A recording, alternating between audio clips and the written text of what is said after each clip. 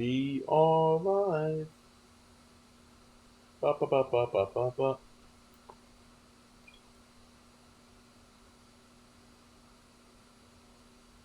Shadow is live as well. Oh, whoa.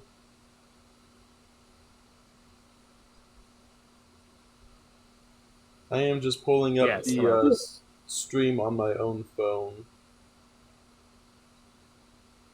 My own stream. 666.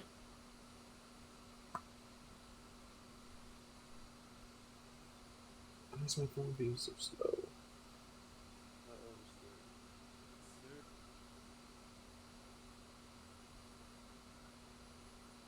Oh, I like how you have us set up on the right. I'm guessing Shadow's gonna be on Push to Talk a few times while he talks to chats. Yeah, that way I'm not super disruptive, but I can go back and forth. Yeah, I put you guys up on the right. That way you know who's doing what. No, I refuse. Yes. How come I don't light up? That's right. I have a cute little. You light up on mine. You light up. On mine, you should light up. Yeah, you light up on mine. Yeah. There we go. I'll be right back. I got snackies. My stomach's all of a sudden like just growling. Yeah, I just like finished dinner.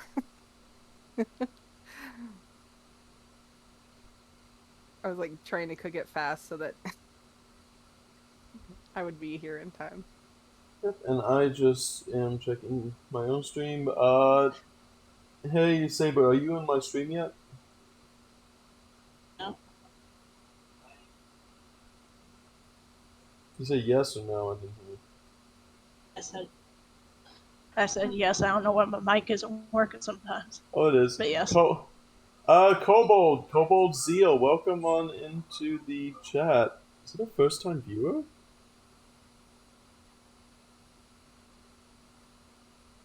I just want to make sure. Okay, good. It is actually showing up. Okay, I just had to confirm it was showing up.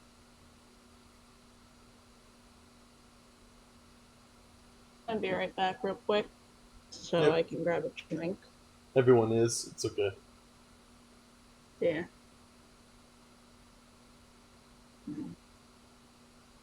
I got everything before I came in. So, just to clarify, is it Rowena? Yeah, Rowena. Okay, we got Rowena, Shadow, because he's unoriginal with names, Razi. I'll have to see if that's Raze or Razi, or Razzie. I'm gonna see if we can, like, just talk in, Also, yes, Kobold Zeo, welcome on in. Assuming audio is working for me.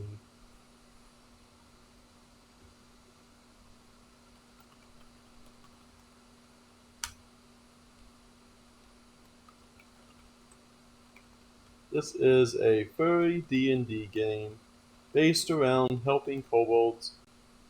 I'm not unoriginal with names. It's just Shadow's the best name I've ever came up with. Did you come up when you were 13 and edgy? Maybe.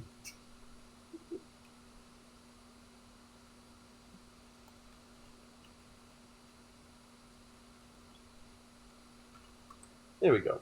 This is a furry D&D game based around helping kobolds overthrow a tyrannical church. That sounds fitting, like an original theme. OC, do not steal. Yep.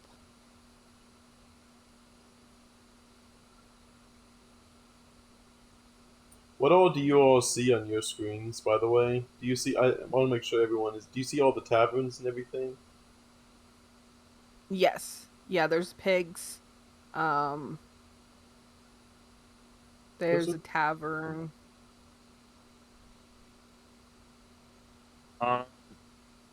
There's some dice on my screen. I'm so confused. Am I supposed to be zoomed out on? In the top right, there's a little plus and minus. You can kind of increase and decrease that. I keep it at about maybe 88%. Okay, so I'm in a tavern. Yes.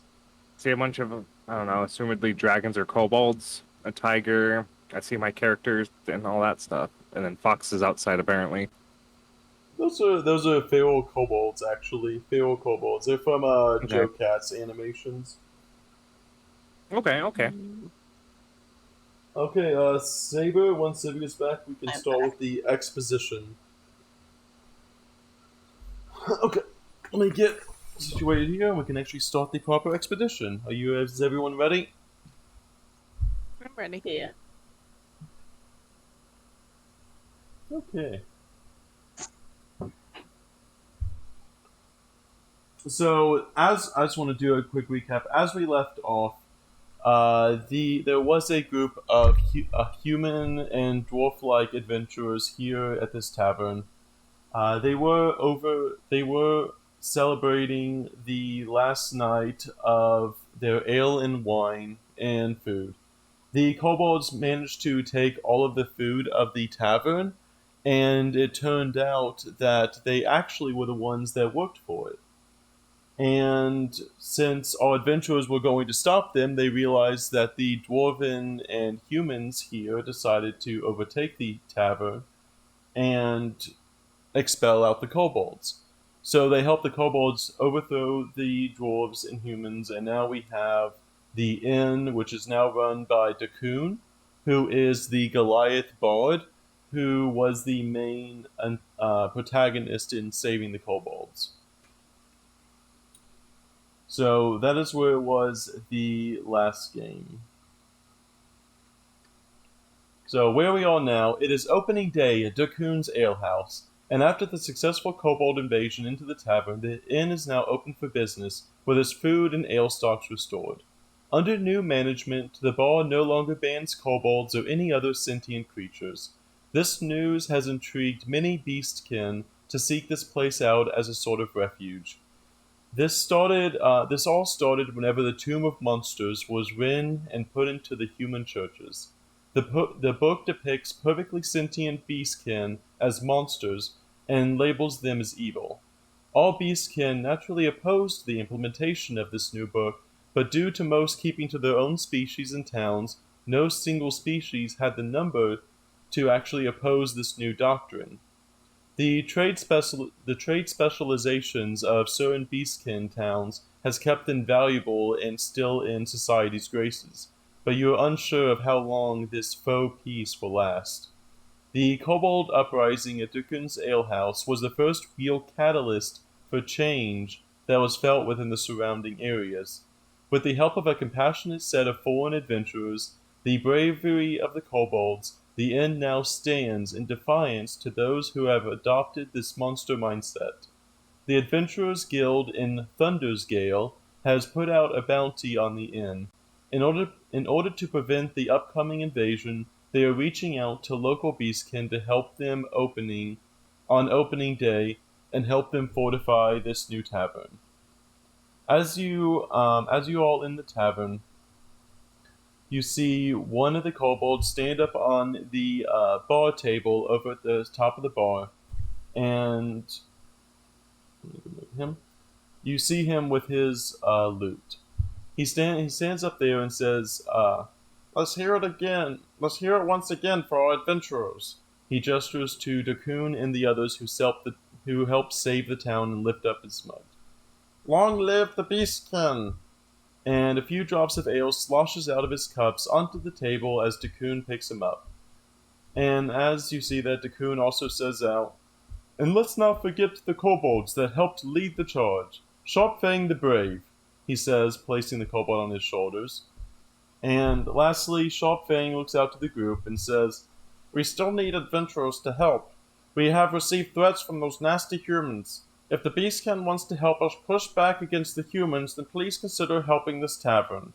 We will turn this fort to rival Thundergale, and we will be able to stand tall against the city. If anyone wants to come and help, please see me in the back, and we will set up and help defend our city."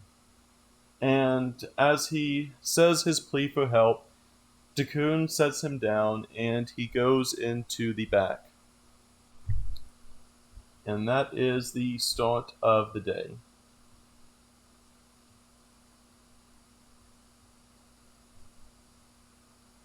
All right.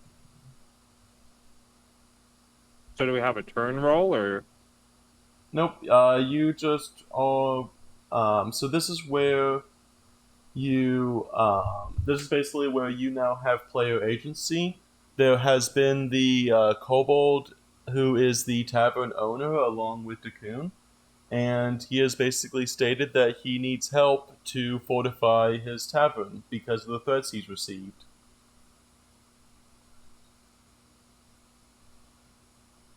How would Saber, Plixel, and Shadow? What do you all what do you all do? I head towards the where the kobolds told us to go if we wanted to help. You should be able to control your character. Um, he after getting down from the shoulder of the Goliath, he went into this back room back here. Okay.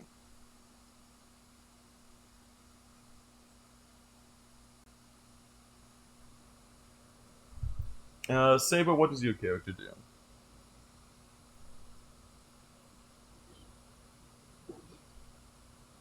I follow shortly behind.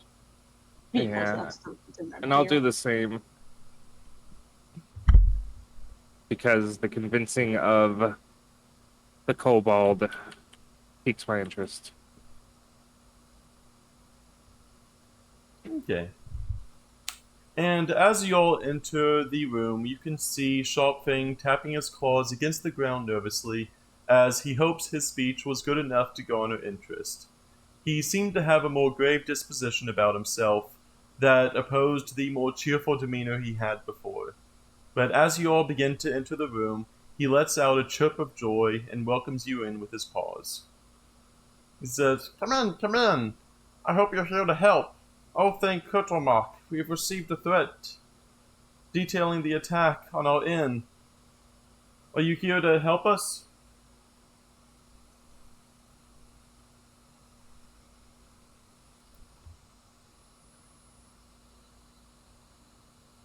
I am, sir. I will gladly help however I can. As you can see, we have this goblin child with us here. This little guy, he says his name is Gur.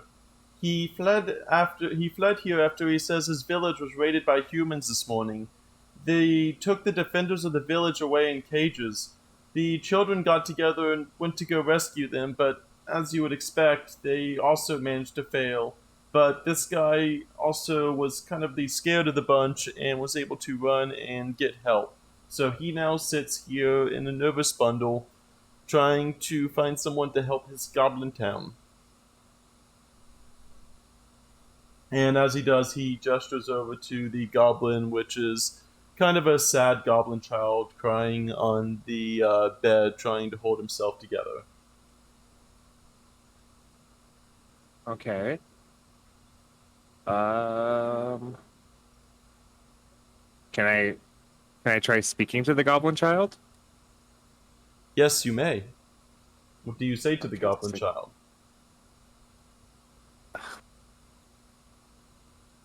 Ask him if he heard any information of where their prisoners were being transported to. He after being directed, he looks up at you and with a kind of somber tone, he says, "They went along the road to the north of here. They traveled along the path since they don't think they wanted any kind of resistance. I tried following them, but the other children, they got captured and I got away. I just got away. I didn't know what else to do." And he just kind of gets a little bit more sad as he relives the tale of the goblin children failing their raid to save their parents. And as he says that, the Sharp Fang, who is, like I said, the bar owner of here, he mentions that if we could get the goblins to help out, they could become great allies against the humans. Could you go out with Gur, maybe help him out? We could cut you in on all the trade deals we have with the goblins, and they would be in debt to you as well. I hear they are masters of crafters of traps and trinkets.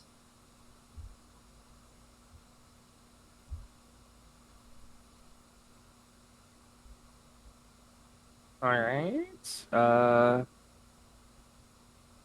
Let me see. Sorry, I'm trying to pay attention. Child. Yes. What's up? What's up, Razzie? I comfort the child. Good. As he looks up, he kind of clears and blinks away the tears in his eyes. He sees a tall, slender fox figure slowly rest their paw on his shoulder as the sniffling stops, and he just headbutts your stomach very softly as he kind of rubs into your fur. Not as a mean of attack, but as a mean of trying to get a hold of himself. Good. I pat their head. It'll be okay. We'll figure this out.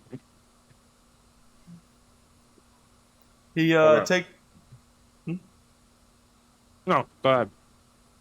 He takes a quick look at all of you and tries to do a few collective breathes. And he begins to mention that he does actually, in fact, know the direction because, as far as you know, the humans are so confident in their actions that they just stick to the road because they don't really perceive any kind of threat coming their way, as they do not believe the goblins have any assistance coming. The goblin child says that he can take you there if you promise to help free his other brothers and siblings.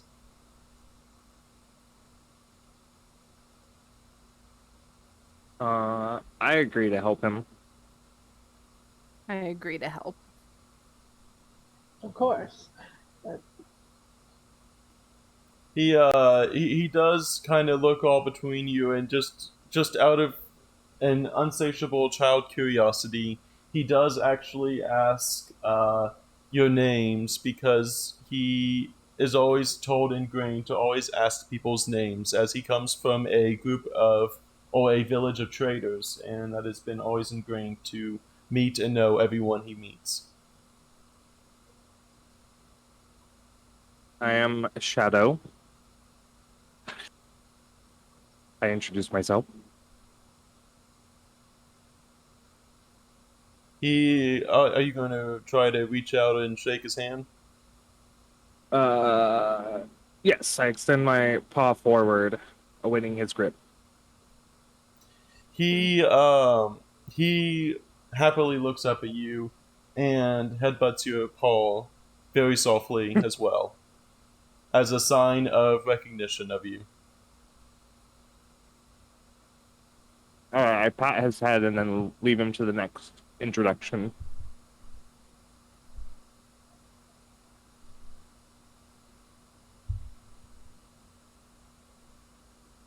But good. Yeah, I stand before him and I say, I am Rowena, young one. I extend my paw forward. And as he is done with the other two, he gleefully headbutts your hand happily, I pat and him on then the smiles head. up.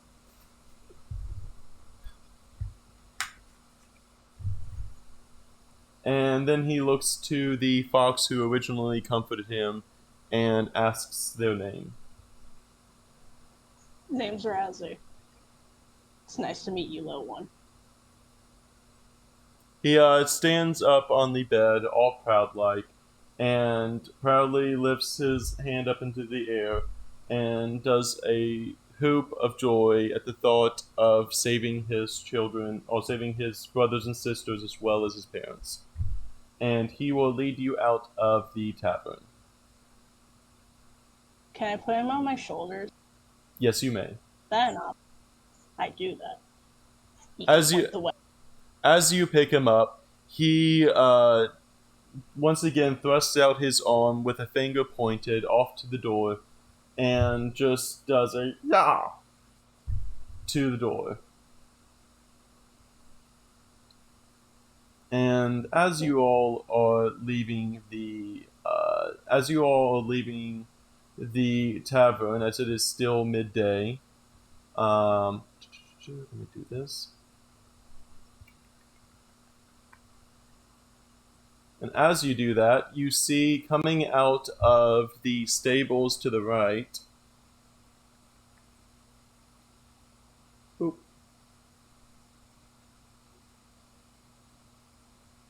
Gotta actually do so I can grab it. As you move over to the stables, you see what looks to be a small rabbit coming out of the stables. The rabbit notices the group and approaches with a spring in his step. He immediately goes to Raz and says, "Raz, what are you doing here? I didn't realize you were coming. I hope everything is well back home." What do you mean? You sent me a letter talking about all of this extravagant stuff going on here. How could I resist? You always would want to go on adventures. Well, I've been helping around here ever since I found out about Sashan and the Kobolds. I'd be happy to help if you're going to go out and assist to this. I saw the Goblin come in this morning. I mean, that's up to you, but you gotta be careful. And as you two are talking, from one pseudo dragon to another, the pseudo dragon sees another of his species and will fly around, happily chirping at the other dragon.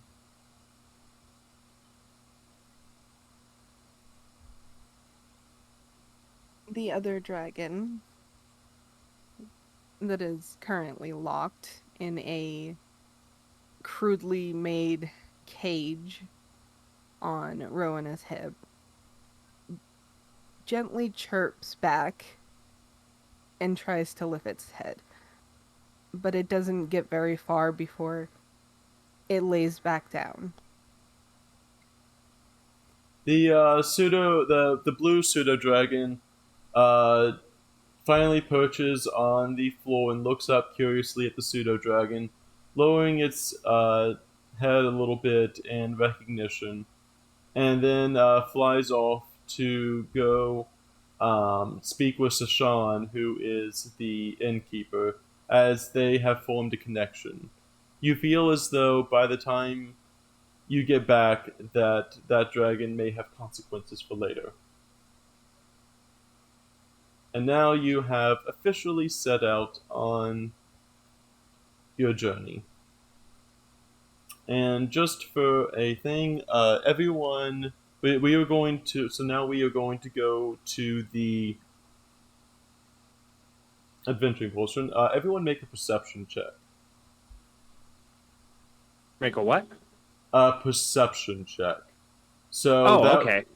That would be under the skills. I just want, also just as a test, I want everyone to make a perception check. Okay.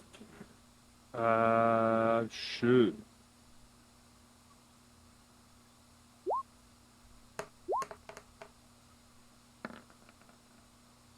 Damn, Plixel's got it.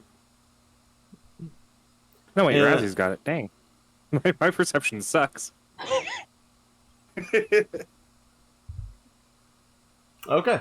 So as you shadow, you miss, but with Razzie and Plixel, they both notice far in advance.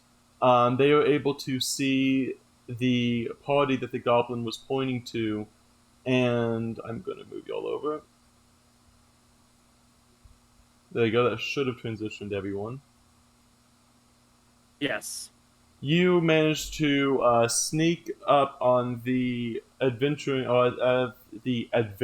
parties who managed to capture the goblins as you see 3 goblin children and a feral kobold in cages.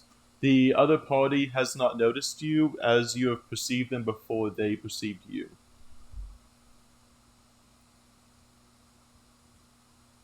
What Well, I would don't you have like the to highest do? perception, so somebody else. It is so it's a group Oh, success. it's a group decision. Okay. Yeah, I will consider it a group success. I mean, it's not like we wouldn't tell you. We would. I know. I'm like, I'm left in the dark. What do you mean just walks off? Okay, so we. Okay, so we're establishing that we walked up on the group that had captured the goblins. Yes, Yep. or Okay. some of it, Yep. Okay. essentially. You do not see, as you approach, you do not actually see the adult goblins. You happen to just see the goblin children. You feel as though there was definitely 2 parties, but as they only had so many people, they must have split off at some point.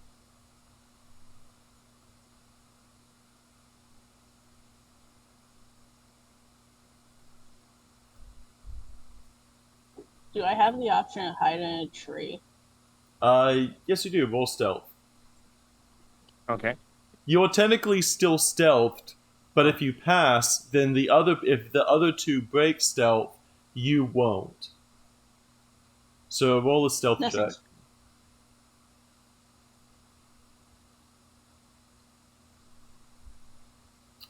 Let me roll a perception check on their end.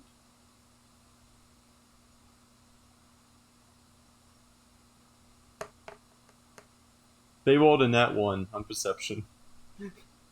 Oh, might no. as Oh no. you might as well be a tree itself. You are indistinguishable from a tree. Is it okay if I go in this tree? You are indiscernible as a tree. Your fox fur seems to somehow blend in with the bark perfectly, allowing you to hide among the trees. Wait, they rolled a nat 1 or a nat 20? A nat I'm so 1. confused. One. Wouldn't that be a critical failure? Yes, they critically failed Yeah. in noticing. I am the tree. Yes. Oh, okay. They rolled so bad on perception that they literally don't even know anything, as they are too focused on poking and prodding the goblin children. Okay. I see. Sorry. I see you were rolling for them. I was so confused. Okay, thank you. Sorry. Oh, did that show? Yeah. Oh, sorry. I should preface this. I have all the rolls that I do are hidden. And all the rolls I do are hidden to you guys. Okay, that makes sense. I should have specified that. Yeah. I'm learning. All right, carry on. Don't let me interrupt.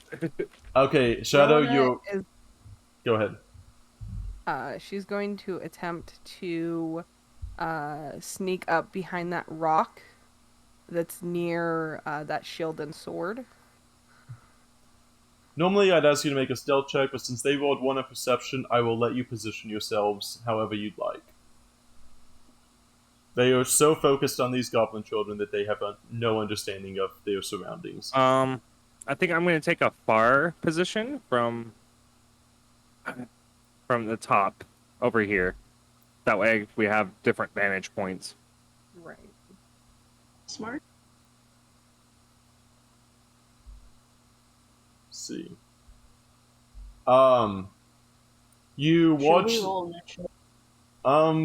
Well, I was just gonna say, like you notice the bandits poking and prodding, crying goblin children. They they seem to be talking and laughing among themselves as the hound they have seems to be circling the goblin cages, sniffing them out. Okay. Okay. You may Let me approach. You may approach. You may attack. You may do whatever you want. It's your go. You just see them poking and prodding, crying goblin children. I'm gonna try to shoot one. I'm not sure yet. With the short bow. Mm-hmm. Just let me figure out which one I should first.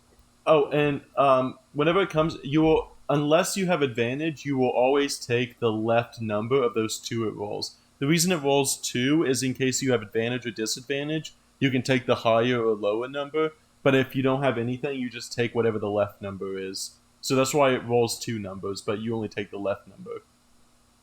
Okay. But in this case, you have advantage on this attack, Razzie. You are ambushing them. So you both, since you do have advantage, you can also add your sneak attack in as well. I want to try and shoot the dog. Yes, you may.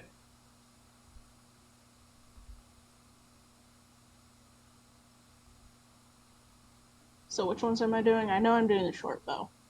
You just click the short bow. You click the short bow and then you click the sneak attack. That is a nat 20 on the second since you have advantage. So that means that you have both a 6, a 5, and 3. You are going to actually double that damage because you have because of the nat 20. Of course, the first roll is a nat 20. I'm great. And as you knock your arrow, you manage to shoot the short bow, landing right in the middle of the hound's skull. The skull that it was covering its head with shatters, and the arrow is lodged directly in its mid-skull. It is now completely dead. And as it is dead, all the others seem to look around them and notice they are being attacked. Now you may roll initiative.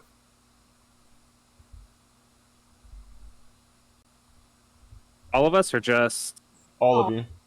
Okay, Click how on, do I do that? Click on your token. Click on your token in game, Okay. and then hit the initiative, which is... I'm trying to find down this character sheet. Initiative is right It's between... speed and armor, right? Yeah, yep. It's right there above hit points. What? Whoop, So I clicked my character token. Yep, and then you hit on your character sheet the thing that says initiative, which is right above your hit points. Boom. Yeah. And then Rowena, it Okay, is your okay, I go. get it. Should pop up, I think. Yep. So 9, 7, and 14. Make sure Shadow is the 7. 7, 9, and 14. Gonna take off that guy and start encounter. Okay. As you have killed their main dog, they all are gonna actually be able to get the initiative on you all first. So the first of them, which is the archer, is going to fire at you, Razzie, for attacking the dog, which was his main hound of a pet. Oh no, it was a mistake. Dang. Mistakes were made. Oh, there we go. Okay. So that is a 19 to hit. And you will take 5 points of damage. Ooh. The other the ogre runs up to the ranger and no. tries to bring down their scimitar. But the it's a double nat 1. The ogre tries to jump up on the stone to get at the ranger, but as he does, he ends up tripping on the rock and falls falls directly on his face in front of you, almost at a kneeling position in front of you as the ranger. He is knocked prone on that. He managed to fall on his back. Okay. The other bandit is going to go over here and also try to attack. And seeing his buddy fall down, he also manages to trip on the same rock and fall down as well. Whoa. They rolled a 2 on their attack. Okay. Well, These poor bandits. we've caused such chaos that they're just so bewildered. The last of the bandits is going to go over here. Notice the bodies piling up over there, and decides to look around and shoot a crossbow bolt at you, Shadow. Oh no!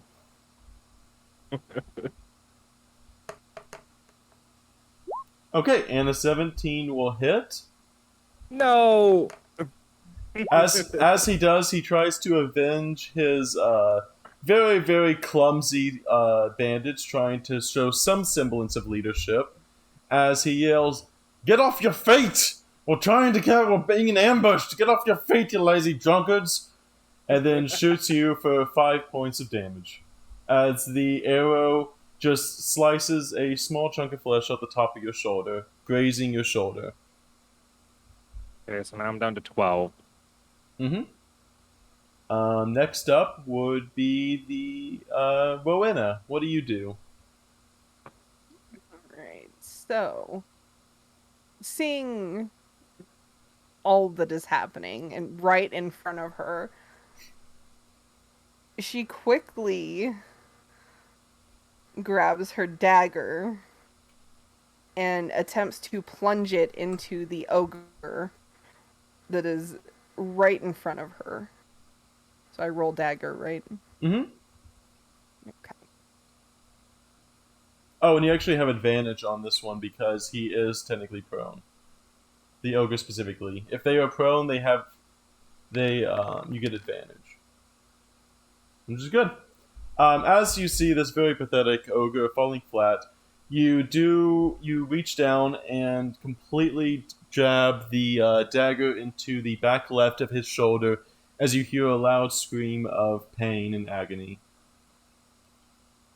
Oh wow. He is very damaged from that. Razzie, you are up.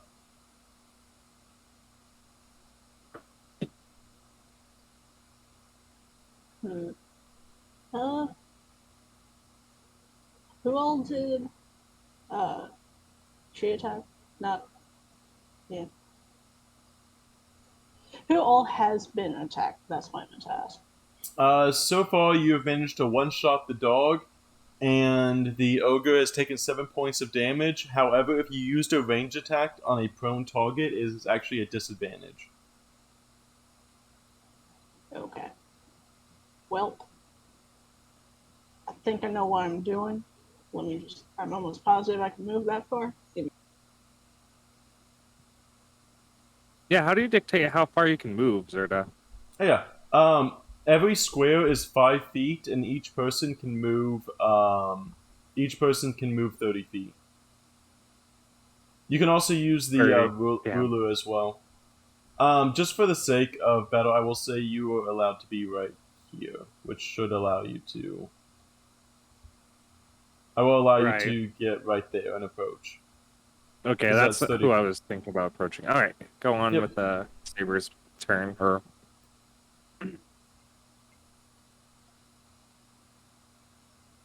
Sorry, I'm looking at what I can do so I make the right decision.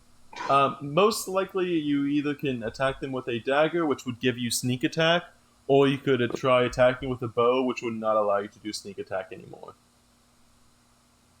What if I did the rapier? Yep, that is a preferred weapon for you. Would that be sneak or no? Yes, it would be sneak. Cool.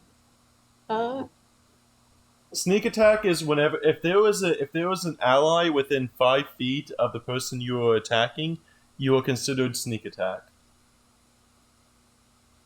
But only with melee. So if you were to move in if you were to move in basically any square other than the dwarf, you should be able to get sneak attack damage. Okay. Funny enough, I was going to attack him, but I changed my mind. I'm going for the archer. Okay. So I'm going to move over there so I can you dead. Yeah, I'm Uh, gonna. Hold on. Hmm. Oh, sorry. No, go ahead. Sorry. I don't mean. No, you're fine. Yeah. Or no. I realize that. Would that still be Snake? Yes. Yes, the goblin child is crying so profusely that it is distracting the ranger's hearing as the loud shrieks of the goblins help you get sneak attack.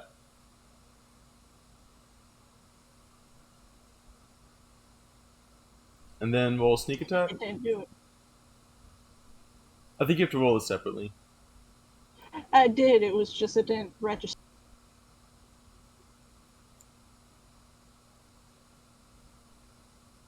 There. And as you approach this, as you approach to this archer, you manage to. 1 second. 1 second. As you approach the archer, you sneak up behind it and slash both of its ankles cleanly through with your rapier as it falls down in front of the goblin. And the goblin child stops crying and then stabs his own fingers into the archer's eyes, and the archer is now blinded and almost dead. The goblin child is happy to cause such chaos. Holy shit! But okay. Wow. That's a bit metal there, Goblin. What the fuck? Demon Goblin Child. Oh, right. Shadow, it is your go. Okay, so you're saying I can move up to... Okay, sorry. What is the race of that character that's standing away from the rest of them? That is a dwarf. Okay, so it is a dwarf. I just want to make sure. So I can move up to the dwarf. Yes, you may. Okay, I will move up to the dwarf. And then I am curious, because we were talking about this morning. Sorry, breaking a little bit of RPG elements. Could I do Flurry of Blows? Yes, that would allow you to do 1, 2, and 3 attacks. Okay, I'm going to hit him with a Flurry of Blows to get revenge on him shooting me with a crossbow. So yes, what do I do here? You roll, first you roll your quarterstaff, then you roll your Wolf's Claws, and then you roll the Fury of Blows.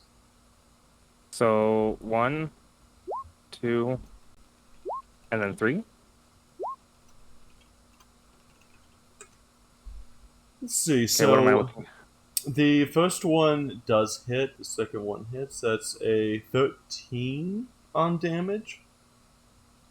As you walk up, or as you basically run over to this dwarf here, you just almost run on all fours all the way over to him. You manage to pounce the dwarf to the ground as you beat his face in, completely killing him as his face is now pounded in. He is now both passed out and most likely dead. Oh, wow. I destroyed him. That's what you get for shooting me. I'm a monk, but I never said I was a super nice monk. Wolf rage. Remind me to never mess with you, Shadow. You know, they'd be dropping like flies here. It's me. Box, it's me. It is now the ogre's turn. He is actually going to stand up.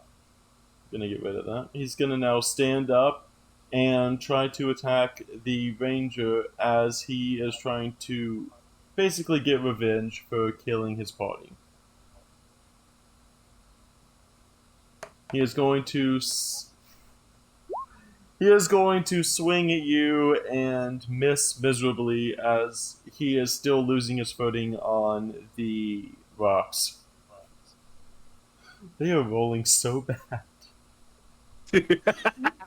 Poor ogre.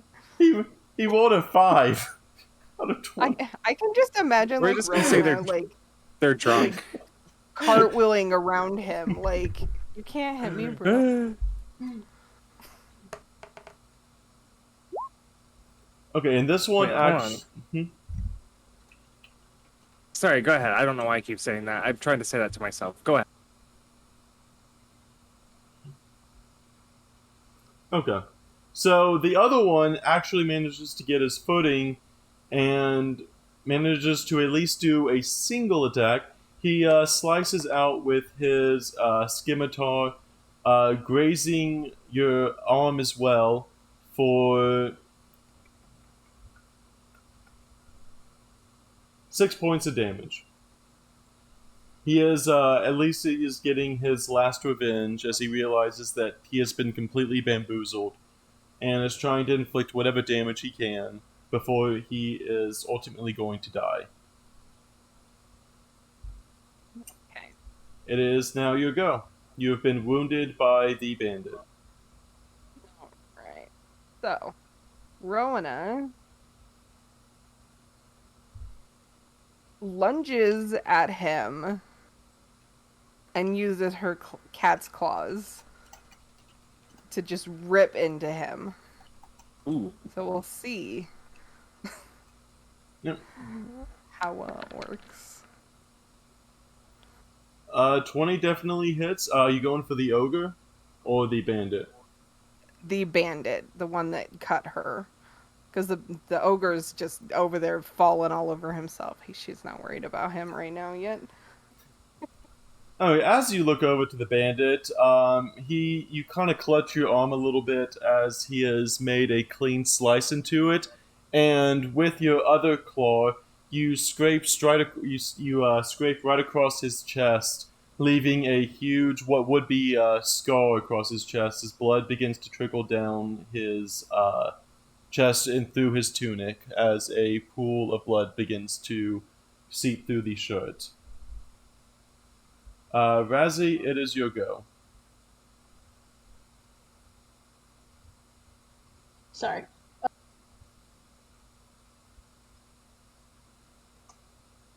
Our tree dude's still alive. He is surviving on 1 hit point. I will let you disengage from him freely. Actually, no, you can disengage as a rogue as a free action or as a bonus action.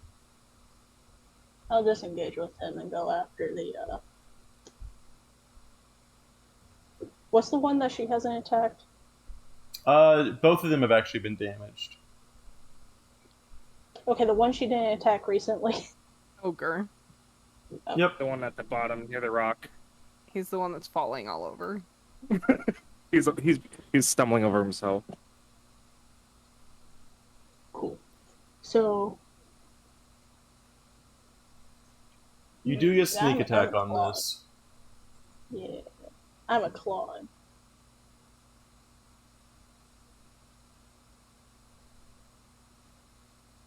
Now we'll hit and You go did say ahead. sneak or no?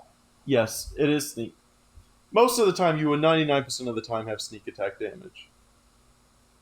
And as the ogre is staring straight at the ranger, falling all over himself, you can do a quick 1-2, slashing straight down his back with your claws, painting your arms in a deeper shade of crimson as the ogre falls over flat on his face and decides to no longer be alive. He is now dead. That poor ogre. He made the right choice. And as the last of the rangers over there trying to fumble around on the ground, the goblin child will raise up his hand and smash it into the nose of the archer, breaking the nose and causing the archer to die.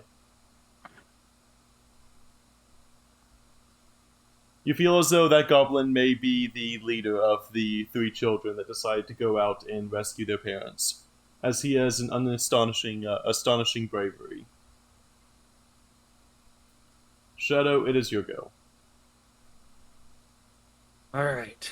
I guess the only one left would be to attack the sorry, my screen started going weird. Is the bandit, right? Yes. Yep, the bandit. Alright, I'll move up next to the bandit, and then what do I have as far as what can I attack with? I still have... Here, I'm going to use my wolf claws on him. Yep. You could basically you get to use your quarterstaff and wolf claws twice once each in the same turn. Oh, wow. Okay. Yeah, that's the monk's Wow. thing, is he does 2 attacks. The first one, as you swing with the quarterstaff, he manages to barely kind of slide past the quarterstaff as it comes down next to him, but then you throw in your claw, and you manage to claw him so bad that the you kind of see where that where Rowena, where she originally scratched him. You decide to Right. double down and scratch that further, ripping Oh apart damn. his chest clean open as the heart itself gets slashed open, and he is now completely dead as all of his blood is leaving his body out of his chest. Oh lord. Told you monks were a good class. I was gonna say, sometimes they can be overpowered, honestly. And I will actually let me grab something to drink real fast. Okay. As you have now killed all the bandits, the the goblin children, are happily having their hands on the edge of the ball, shaking it, and just hooping and hollering with their little feet, jumping up and down. And the feral kobold is running in circles, chasing its own tail.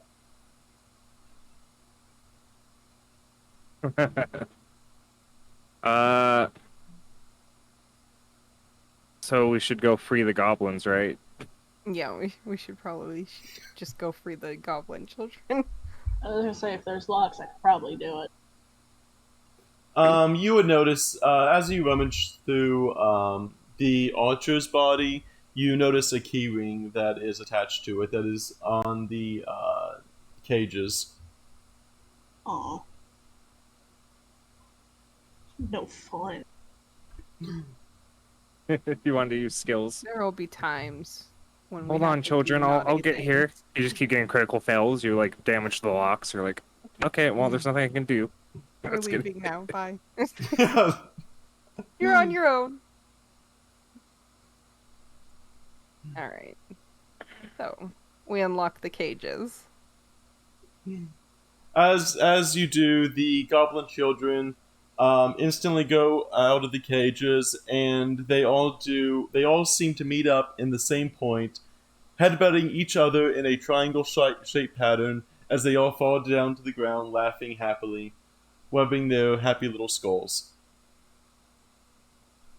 They then look up to you all, and the one that was clearly the most violent goes up to you as he is the leader of the children, and says, "You must have come to save our parents. I hope you come to save our parents.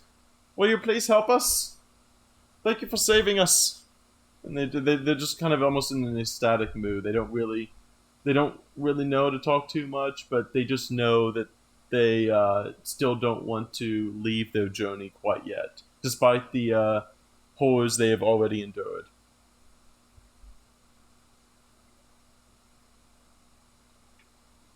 Interesting. Let me think. So wait, so there's also a kobold that was locked up? The feral kobold comes out and is happily running around in circles like a dog that is just waiting for a treat to be happening. Um, let me let me ask one of the goblin children if they overheard the group of, I don't know, bad guys talking about any kind of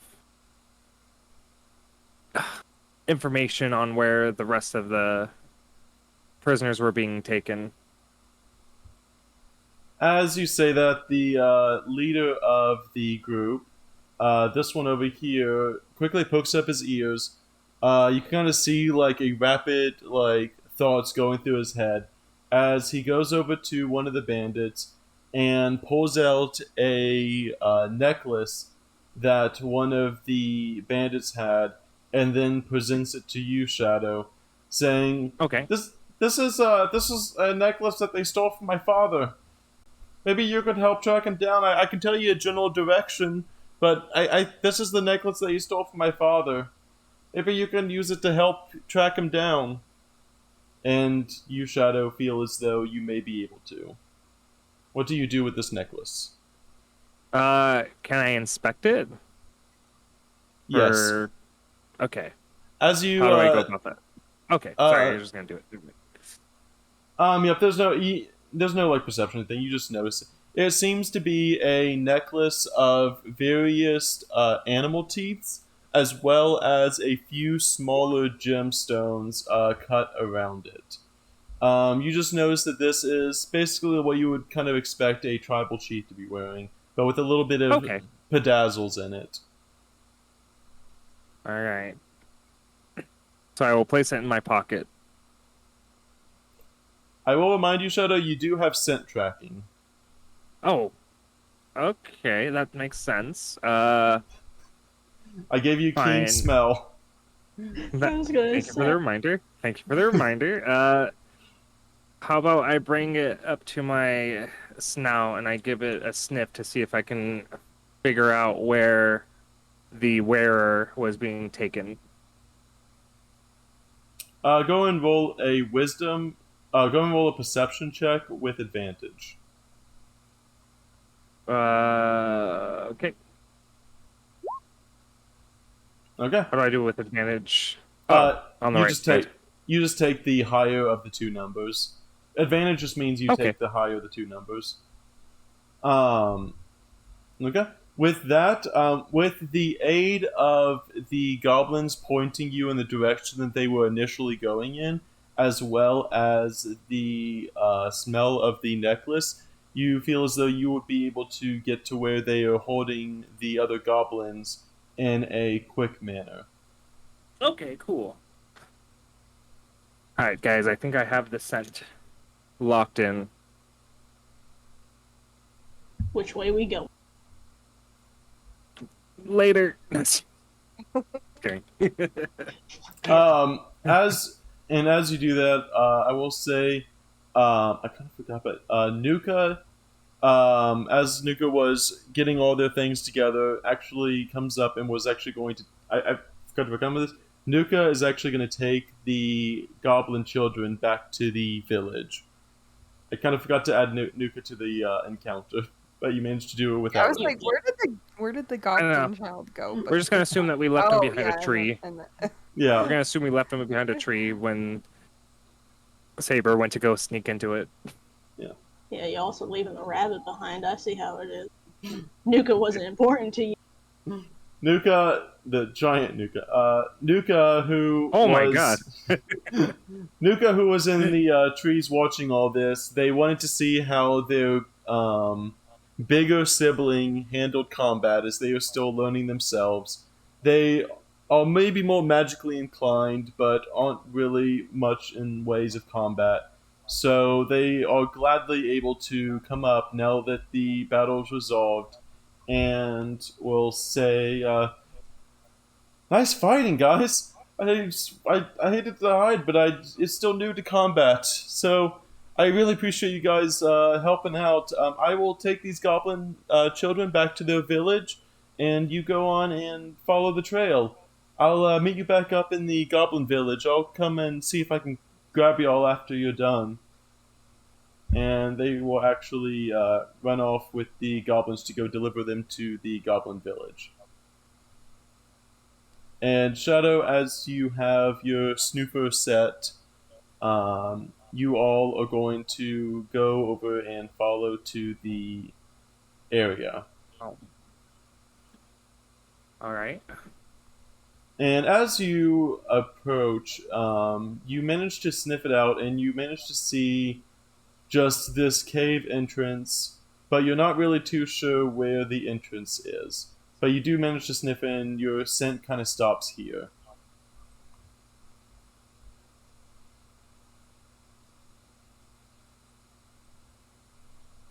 Okay, so it's on me. We've left Any- their pet behind. Yep, I am bringing Oh, in the no. pet now. I'm bringing in the pet now. I just gotta grab him from the other. I made the pet at the last minute, so Oh I no, the dragon. let's go to Control C and Control V. Oh, double Hey. Oh my God, they're multiplying. barrel. As you approach, as you approach this cave, you happen to see two bushes kind of chilling there against the wall, and a small alcove where seemed to be a campfire once was.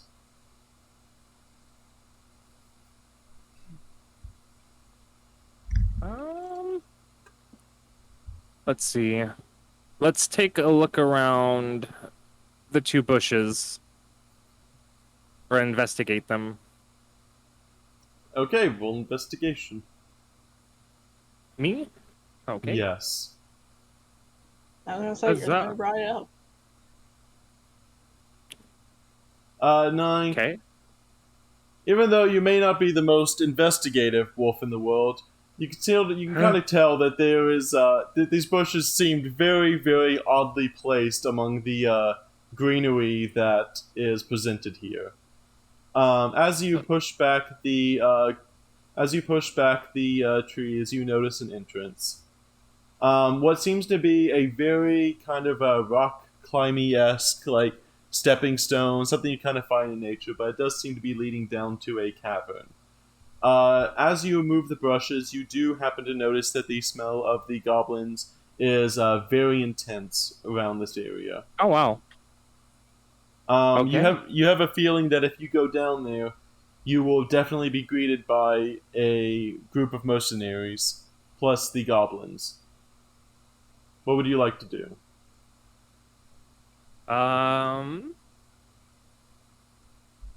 I will. Hold on. Let me take a moment. I'm gonna turn to Plixels. I forgot her character's name though. Rowena. Rowena. Rolana? Rowena. Yeah, Rowena. Rolana. Okay. Yeah. And I'll attack. No, I was kidding. No, just attack. Now, I want to question her about her pet dragon really quick before we move any further. Okay. Yes, you may. Okay. Before we go any further, I have to ask, what is your plans with that pet?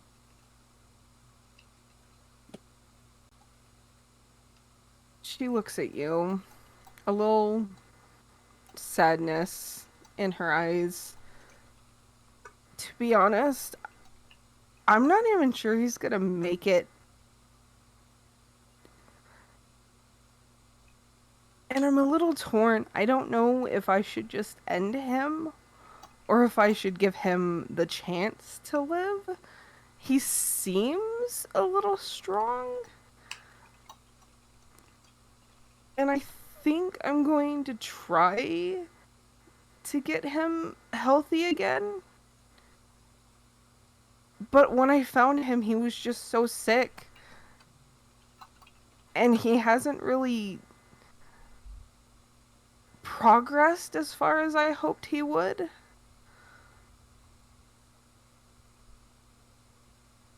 Okay. And you see the dragon just slowly rising their chest up and down in the cage, breathing ever so softly, but still with a warm heartbeat inside its chest. Okay.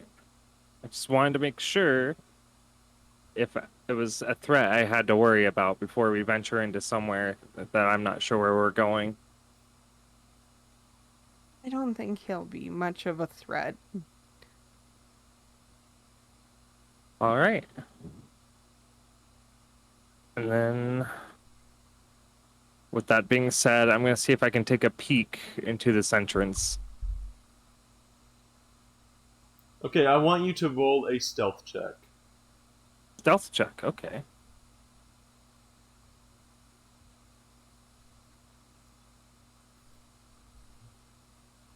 I'm gonna roll. Let me get back to. I'm gonna roll their perception check. I'm just gonna roll a d20.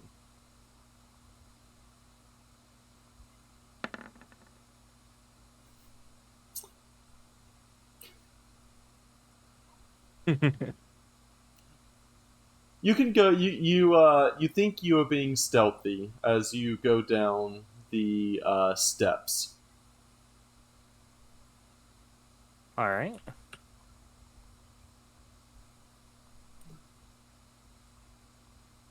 And as you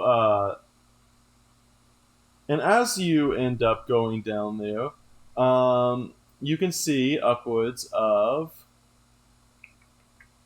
Also, you will see this much. What you Okay. appear to see is a very, very large boar with a odd-looking sword on its back. Another bandit that seems to have an axe and a shield. You notice a bandit with a bow, and I want you to give a perception check. Okay.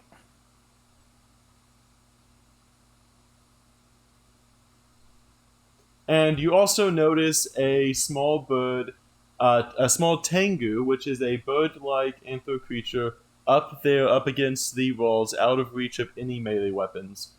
As they are all staring directly at your face, with a puzzled look on their face. And the bandit with the axe and shield just looks over to you and be like, "What the hell are you?" Oh no. Let me see. I feel like I'm like gonna. I don't know what to do. Hold on. So I introduced myself as. Man, I gotta work on my role playing skills here. You got it. You got Okay, this nah. as Razzie just gives you like a thumbs up, like the freaking like How I'm to like- Train Your Dragon, just like you got this. I'm like, oh no, hold on 2 seconds. Scooby Doo, that's where I want to go with this.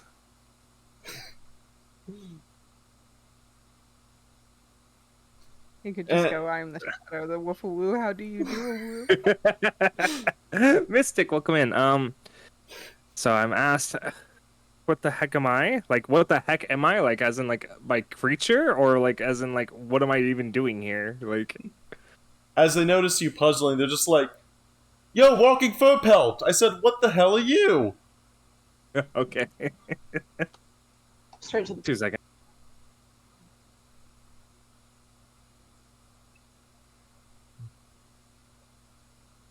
Razzie and Rowena, you may also do things as well.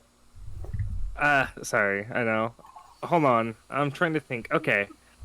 I'm gonna say, I'm Shadow, I'm a monk on a quest to figure out what happened to the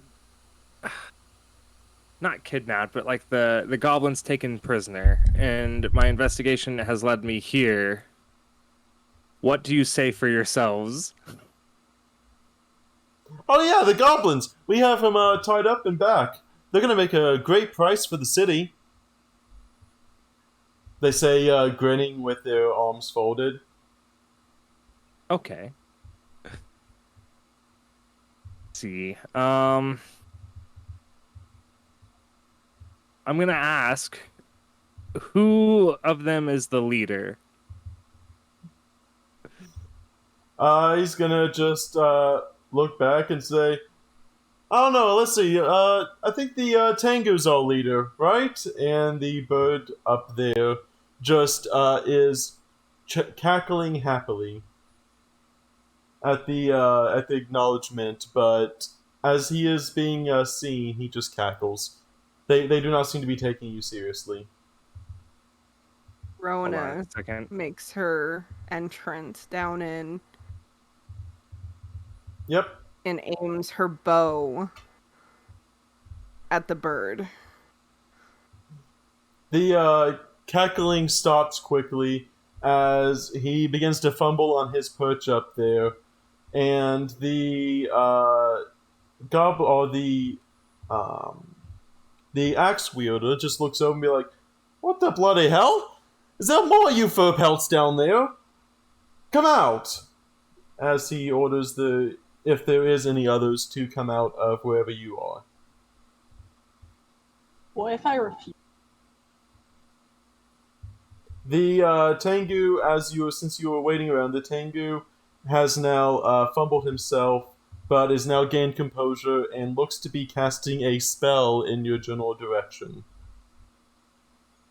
You have one more thing to do before they are about to unload on you.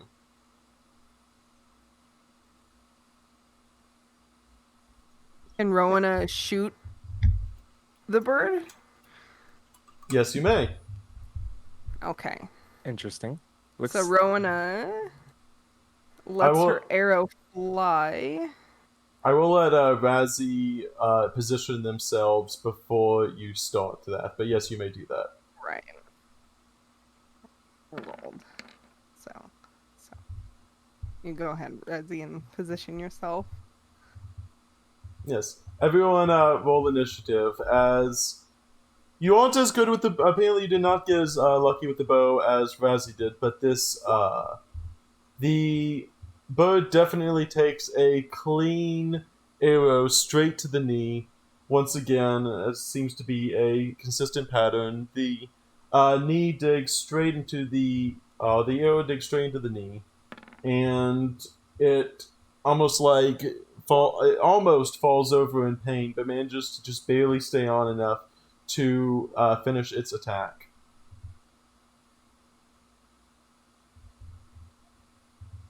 Just a small FYI, apparently there is a lightning storm outside my house right now, so if I get cut off, that's why. Oh, okay. You should be good. Okay, everyone's initiatives is done. Shadow, as you see this arrow being loosed by your companion and flying into the knee of the Tengu, you now feel that it is your duty to probably start some form of confrontation. So what do you do? Oh shoot. Let me think. How far can I move up? Each square is 5 feet, and you can basically move 6 squares. Diagonals count as one square. So 1, 2. Okay. Yeah. 1, 2. 3. You would be able to get to either the boar or the axe wielder. Okay. And the oddly positioned sword. Oddly positioned sword. Okay, I want to move up to the axe wielder. Okay. And then I get to choose after this, or what? Or am I waiting on... You know, you have your movement, you have your action, a bonus action, and a reaction. So for you, your action is doing your basic attack, and then your reaction would be... your bonus action would be your extra attack. So you can you can move and do 2 attacks. Okay. I can move and do 2 attacks, so I'll attack the axe wielder. Okay. Go ahead and roll your attacks. Okay, quarterstaff and wolf claws.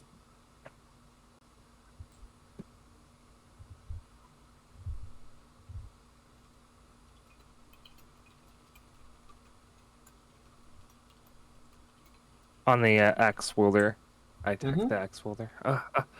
Okay, and so I rolled them. And as you do a quick 1-2 slash. As you feel they try to bring up their shield to protect themselves, but as you do that, you feint an uppercut, and as the shield goes lower, you do 2 quick slashes right across their shoulders, making an X pattern along the top of their body, and they are severely damaged and bleeding. Oh dang! Oh dang! That means it is the bandit's turn next. So it is the axe wielder is going to look over to you, Shadow. They're going to clutch their chest with one hand, trying to stop the blood from pooling down their chest. And as they do, they are going to slash you with their scimitar basically for 4 damage, but they are going to try to replicate the same pattern, but only managing to slightly graze your chest, as a only trickle bit of red begins to dot the white fur around your chest. Dang. So how many hit points did I lose?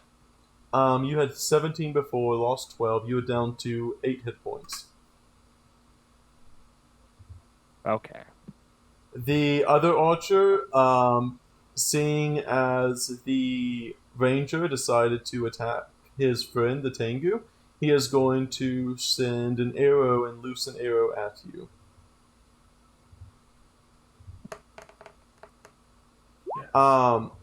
As he does, he is going to just barely clip as the arrow whizzes by in between your shoulder and your ear, leaving your ear nothing more than just a slight sound as it strikes the rock behind you and falls down. The Tengu, who is up there in the corner, is going to actually cast Entangle. He is going to cast Entangle on the group over there. That is let me actually do what the spell does. Entangle, grasping weeds and vines sprout out from the ground in a 20-foot square, starting from the point within range. For the duration, these plants turn into difficult terrain. And in those, I need both Razzie and Rowena to make a strength check.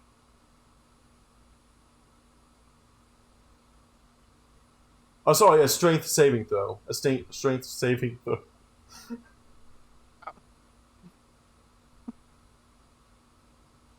How do we do the saving throw? It is in the top left of your character sheet.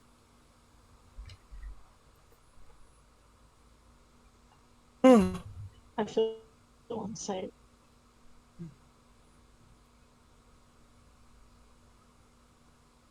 You still roll, you depending on whether your proficiencies are what, Razzie, you still rolled in that one, so the thing bonuses aren't going to help you out on this one. Actually, I think I did the wrong one anyways. I still feel unsafe. Okay. As you both, as you both see the Tengu, he's clutching his left knee with his claw, and with his other claw, he reaches out and has basically 20 feet of. Am I hearing myself double? Maybe. Anyways, so basically what happens is the plants are wrapping up and they are wrapping themselves among your legs, and you are restrained until you either make a strength check to get out or you just try to fight with it. Restrained, I will actually show you what the restrained feature does. This really sucks for Razzie. I have all the conditions here. Oh,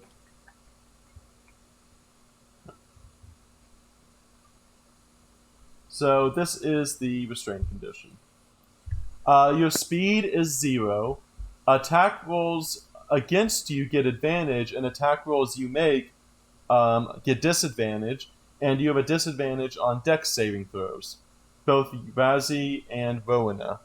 So both of you are entangled, fighting in these vines as the vines are wrapping around your ankles. On your next turn, you can try. Actually, Razzie, it's going to be your turn next. You can either make a strength check to get out, or you can make a crossbow bolt with disadvantage against any enemy. I'll take that. I was going to use the crossbow or short bow. I will say it is a. Oh wait, you already rolled a strength check. Oh, strength save. Yeah, I told you. I will use that. I will say it's a DC of 10. So you actually managed to break free of these vines. I will say it basically cuts off. I could not figure out how to make a square on the screen. So just assume that you can basically move your full 30 feet as long as you're moving forward. But you managed to break free of the vines and can now move freely. Okay.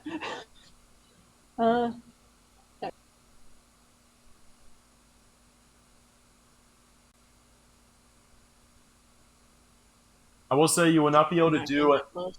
You will not be able to do another attack as you have used your action to break free of the vines. That's fine. The next one, I will actually move. The next one is, as you see this boar in the middle of it, it almost has a fey-like quality as it kind of fades out it kind of fades out and then fades in right here as it is teleported over to Rowena, along with the sword on its back. And I will say that is the action of the blink boar. And as it does, the flying sword on the back of the boar lifts up and starts to hover over the boar as it tries to make a attack on you, Rowena. You are now being attacked by a flying sword. It tries to make a swing at you, but as it is still being shaken up by the teleportation, it misses you entirely. And that brings it back up to Shadow. Shadow, Back to me, hooray. you were standing there in front of an orc that is almost dead. There's a Tengu who has casted Entangle on your friends, and Razzie is right behind you. What do you do? Okay. I think it'd be a very bad mistake to leave this person alive to have still another person in the fray. So I'm going to attack the axe wielder again. Okay. So what do I do? Do I do 2 attacks again or no? I will say just do one attack for now. Do the quarterstaff first to see if it hits. Yep. As you see, the axe wielder is still clutching its chest. It kind of has a moment where the blood rushes out. It coughs up a little bit in front of it, and as it coughs up forward, you manage to bring down your quarterstaff right on its neck, snapping the neck in two as it falls down to the ground. And the blood begins to pool at the bottom of your feet, slightly staining your paws with the crimson red you are getting closely familiar with. You now have, I will say you still have your movement as well as your bonus attack.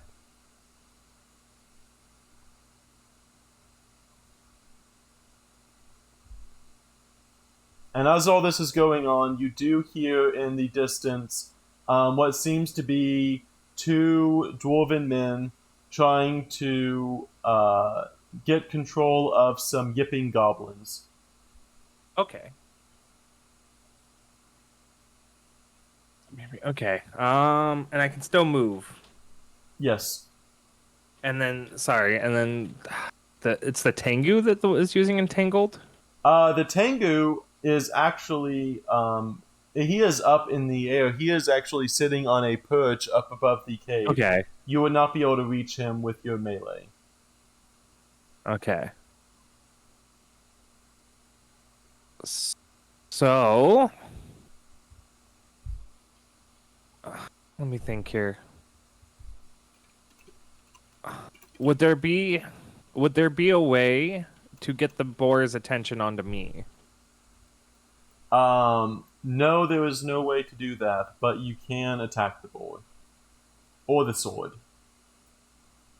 The boar or the sword? Mm-hmm. I'm The gonna assume Go ahead. Okay, go ahead. No, go ahead. I was gonna say I'm gonna assume the one that's controlling the sword is the boar, so I would attack the boar. But go ahead. Oh no, the sword and the boar just seem to have a fey-like connection, as both of them are somewhat of a magical creature in their own realm. Okay, I see. Sorry, I interrupted you before you were gonna say something. What were you gonna say? No, it's just the. I was going to say that the boar and the sword are not connected by any sort of Okay. magical means. All right. I'll go over to the boar and attack him with my bonus attack. Okay.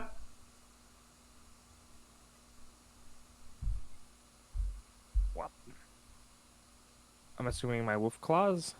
Yep. You just can't use the quarterstaff for your bonus attack. Okay. Let me check the AC of the.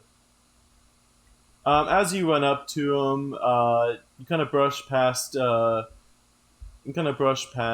Razzie on your way, and you try to hit the board, but it just kind of dodges it. It's trying to get at Rowena. Dang. The next one is the bandit's turn. So the Tengu, after he is trying to keep his concentration on the entangle. He wants to make sure that the ranger keeps in check. So he is just going to throw out a small poison spray. Oh, not poison spray. Acid vial, and he's going to splash an acid vial at both Razzie and Shadow. Both of you need to make a Constitution saving throw.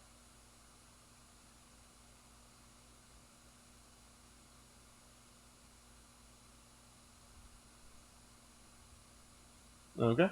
As you both are now turning, Shadow, you are focused on the boar, and Razzie, you are looking up at the Tengu.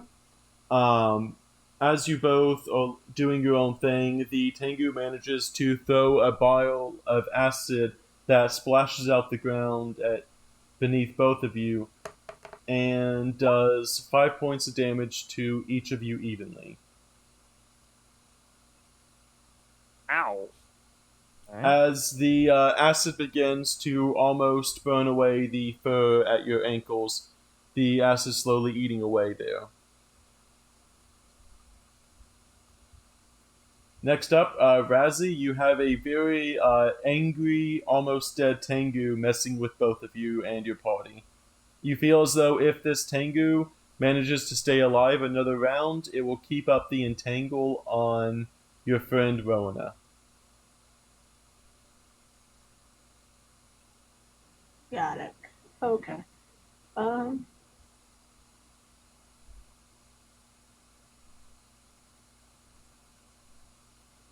gonna move closer to the tank. Okay.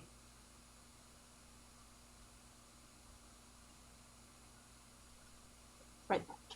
And Excuse me. I'm gonna use the short bow. Okay.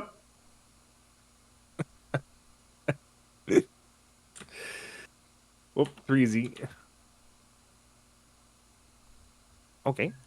The sword bow, as the Tengu is very aware of all of you, even though he does still have the arrow in his knee, he basically manages to almost hobble over to the left.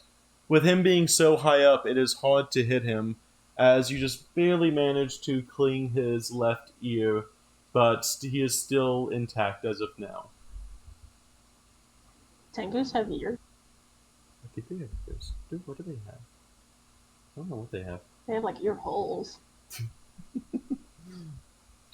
You aimed for his ear. After realizing the Tengus do not have ears, you instead only managed to have the arrow pass by where an ear would be if he had one. Okay, that's fair. That's fair. Good catch. The sword actually goes in and tries to swing at Rowena. And it actually has advantage because you are still tangled. But as you are so entangled, you are moving left and right, and basically dodging the sword while also trying to get these vines off of your feet. Rona, it is your turn. You can either attack with disadvantage, or you can use a strength check to break free. I'm going to use a strength check to break free. Okay.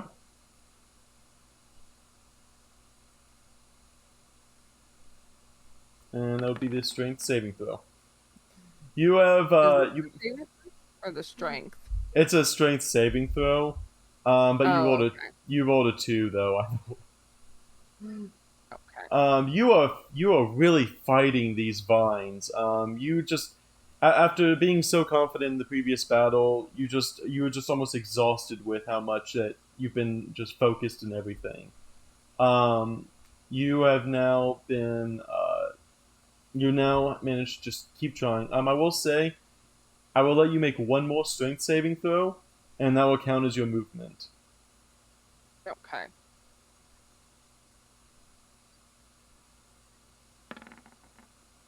And as you are so sick of these vines, you finally manage to break free from the vines, as the vines no longer pose any sort of threat to you, as you have stomped every single leaf, thorn, and everything down into the ground, resolving all the leaves around you after fighting with it enough. The blink dog, or the blink boar, is going to turn around, noticing that it has fresh meat on its tail, and is going to take a snip out of you. It is going to fail, though, as it tries to lunge after you, Shadow.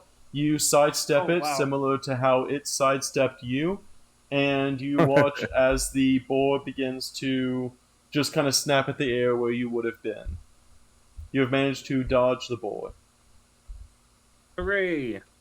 Um, as you all are doing this, you manage to hear a very loud goblin scream as a huge fireball manages to incinerate these two dwarves that were watching over the goblins. And I will say, they managed to roll. I think it's a go. Yep, they did a fireball for 17 damage to the dwarves, as the dwarves in front of them are incinerated. And as Razzie, as you can see, you see what looks to be a pit, followed by angry goblin noises on the other side of the pit. Oh no. It is your go, Shadow. So I have to admit, I'm very close to dying. Is there anything I can do to like replenish some health You besides resting? You can kill things that are going to kill you first. Okay. So I'm stuck in battle and I have to kill something. Duly noted. The boar I'm is gonna taking finish your up. bottle. The boar is taking up all of your escape route by being so fat that it is too dummy thick for you to get by. Oh god, okay. Uh so I potentially still have my flurry of blows, right? Yep, you have one more use of that. Okay, I'm gonna use that on the boar. Yes, you may. Alright. So I do quarterstaff, wolf claws, and flurry. Mm-hmm. Hapa, hapa, hapa. Okay, so that is 16 damage to the boar. Uh, you try to slash down with your quarterstaff. You realizing it hit the dirt as it flies out of your hand onto the ground before you, and you just look up to the boar and, with a rage in your eyes, start just pummeling its face in instead, resorting to what you know best, your claws, clawing it straight across the eyes, blinding the boar as the blood trickles down its eye sockets. And then you grab both of the horns in front of it and slam the boar down into the dirt Oh my and lord. down into the rocks, breaking both its nose and its will to live. The Oh my boar has God. now battered in being. The boar is now no more. Wow. Yes. Honestly, badass, not gonna lie. I knew I had the strength inside of me. The sword, if it could feel fear, feels fear. It is the bandits go. The archer, noticing that its Tengu friend is going to be in danger very soon, it thinks Razzie, you are the biggest threat, and it is going to try shooting its crossbow at you. And it is going to hit for 5 damage. Me for 5. Yes, Yeah. it is shooting at you in frustration. You're weak, I'm in danger. I got 2 health. The Tengu, noticing the entanglement being broken free of, Rowan, it is going to try to make a attack at you, Okay. and it's actually going to hit with a 17. A 17 should hit your AC. As you see, it's still clutching its knee for barely any life left. It is going to roll a. How much life are you at, Rowan? I have 16 hit points right now. It hit you for 9 of those. It manages to basically have this firebolt in its hand, and it is going to make a straight beeline for you, just barely passing the sword and burning almost a hole directly in the front of your tunic as the licks of the flame begins to just warm your body and cause that fire damage to be. You feel your fur is slightly charred at your chest. Uh, and that should be Razzie. It is your go. Cool. I'm gonna back up because I should back. The Tengu is still at 1 hit point from the start of the game, and the archer is at full, and the sword is looking very sword-like. Okay. Also, I forgot to do this earlier, just because of where you're at. Just so you don't think I'm going to reveal anything super important. This area does not have any enemies. It's just chilling. You know what? Fuck it. I'm going in. Okay. I'm way more headstrong than I should.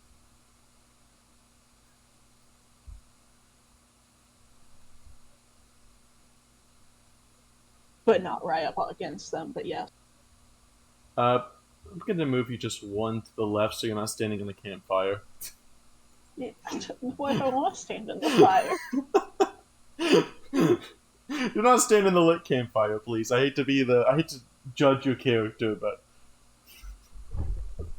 I'm still standing really close. My tail's probably singed. yeah. At least a little. Make your, I will say, make your attack.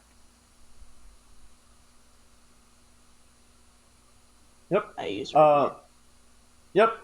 Go in. Let's see. So no one is around. So yep, that is 11 points of damage. That's the. Let me make sure. Yeah, that's the first time he's been hit. As you bring your rapier around, you make a clear gash right along the inner thigh of his as he clutches his inner thigh, looking up to you with the most utmost rage and pain in his eyes.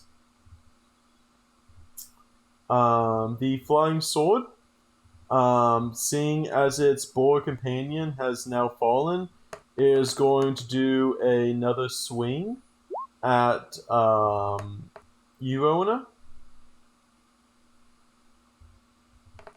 Okay.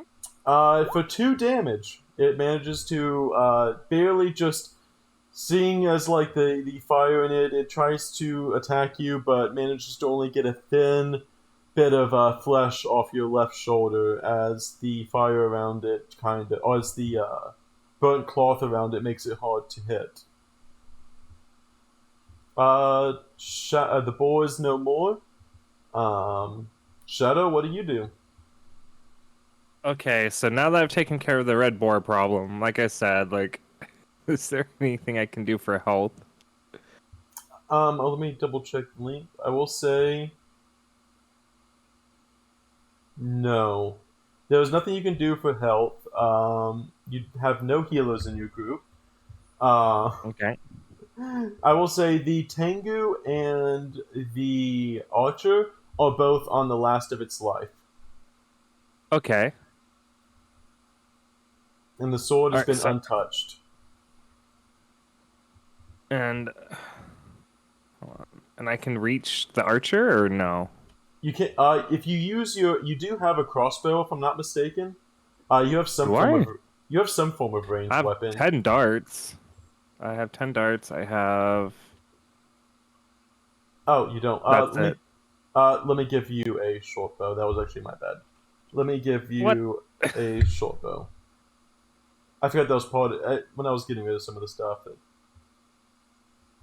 Yeah, let me give you a short bow. I will say, just make a quarterstaff attack, and I'll just use that for damage. Make a quarterstaff attack. Okay, on who? Who can I aim at? You can aim at the Tengu or the archer. Okay. Can I do something real quick and say something because I forgot entirely of it, which Sure. would probably help a little bit, at least in my case. Yeah. I totally forgot I had cunning action. Yep. You can I disengage. can hide. Yes, you can. I'm moving out of the way, so if he does decide to try and do that, I'm not going to get hit if he accidentally rolls low. I'm going over. I'm brutal, no matter who stands in my way. Yeah, I'll attack the archer Okay. with my magical short bow that exists but doesn't exist.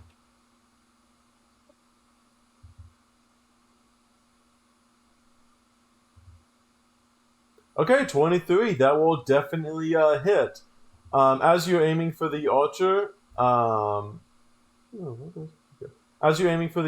you manage to square up your bow, and your light crossbow, which you have managed to pull out of your wolf pocket.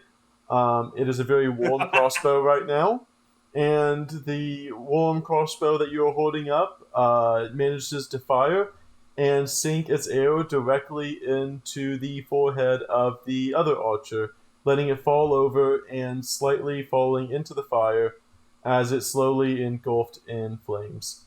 And he is no more, but nothing more than charred meat. Hooray! Okay, so then that was just one action. So what do I do now? I have like a movement and a bonus action?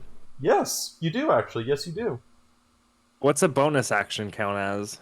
That is your bonus action is your attack. Your second attack, your wolf's claws. That's a bonus attack. Okay. As a curiosity, could I move back one and then grab the sword? Yes. I will allow you to make a grapple check on the sword. Okay, so I move back one, and then what do I do here? You can make a grapple check. Go ahead, and for you, I will say you are using your claws. So go ahead and roll for the attack against the sword with and I will make its own check. For a wolf claws, or what do I do Yep. here? Use your wolf claws. 23. I will actually let it try to make a strength check to get out. It rolled a 3 on his strength check. You are now wielding this magic sword. You have enough strength to hold it still, but it is very angrily vibrating in your hand. Okay. You are now in possession of a very angry sword. Yay! Oh. Does that end my turn? Yes, that does. Okay. You can technically still move 25 feet somewhere. I will let you move 25 feet in somewhere if you want, which is 5 squares. I don't know. Is there... If I move to the right towards the cave entrance, does that put me out of, like, the Tengu's vision cone? I will say you're able to move up to... Yeah, you would able to move up to here and take cover. Okay. I will take cover there. Yep. And you are now carrying your very angry sword. The Tengu... The Tengu looks at both of you and is going to, with its very, very, very thinly life left, it's going to try making a 3 to hit. 7 does not hit anyone. It is fumbling with its fireball as it drops the firebolt into the ground, and it just slowly fizzles out on the concrete of the floor. Rowena, it is your go. The sword has been relieved from your area of effect, and you just have an angry Tengu up there squawking violently at you. Okay. I'm going to move into a better position, Mm-hmm. and I am going to fire another arrow at the Tengu. Okay. Roll it.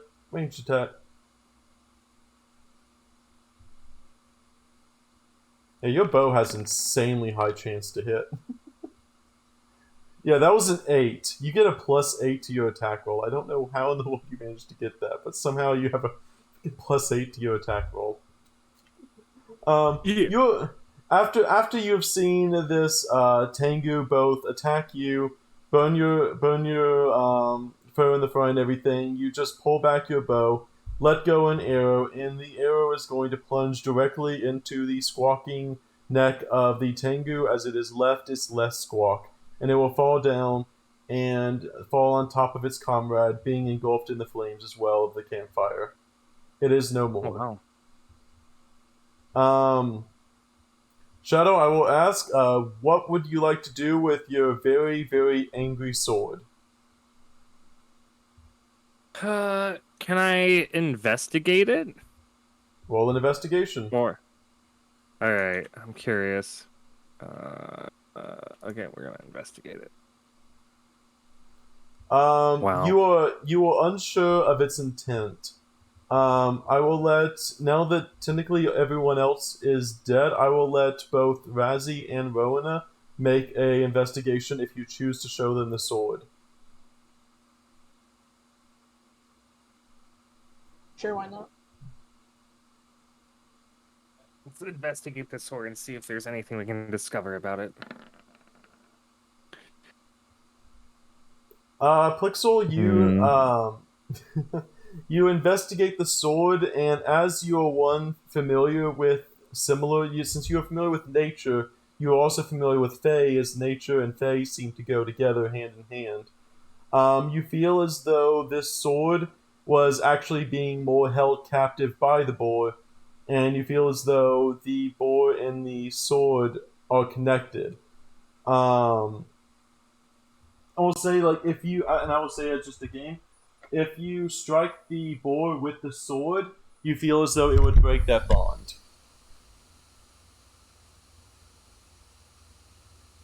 Okay. And is that what Plixels is telling me? Or If Plixel's Plixel- character, sorry. If Plixel chooses to tell you. Okay. Shadow, I feel very strongly that if you were to go and hear me out, I know this sounds a little insane, but just listen. If you were to perhaps go strike the dead boar's body over there, maybe that sword would Yes. maybe swear its fealty to you, perhaps? This seems very strange, but I shall do it. It's just a guess, but why don't you just go try it? So what I'm hearing is bap the dead carcass's butt.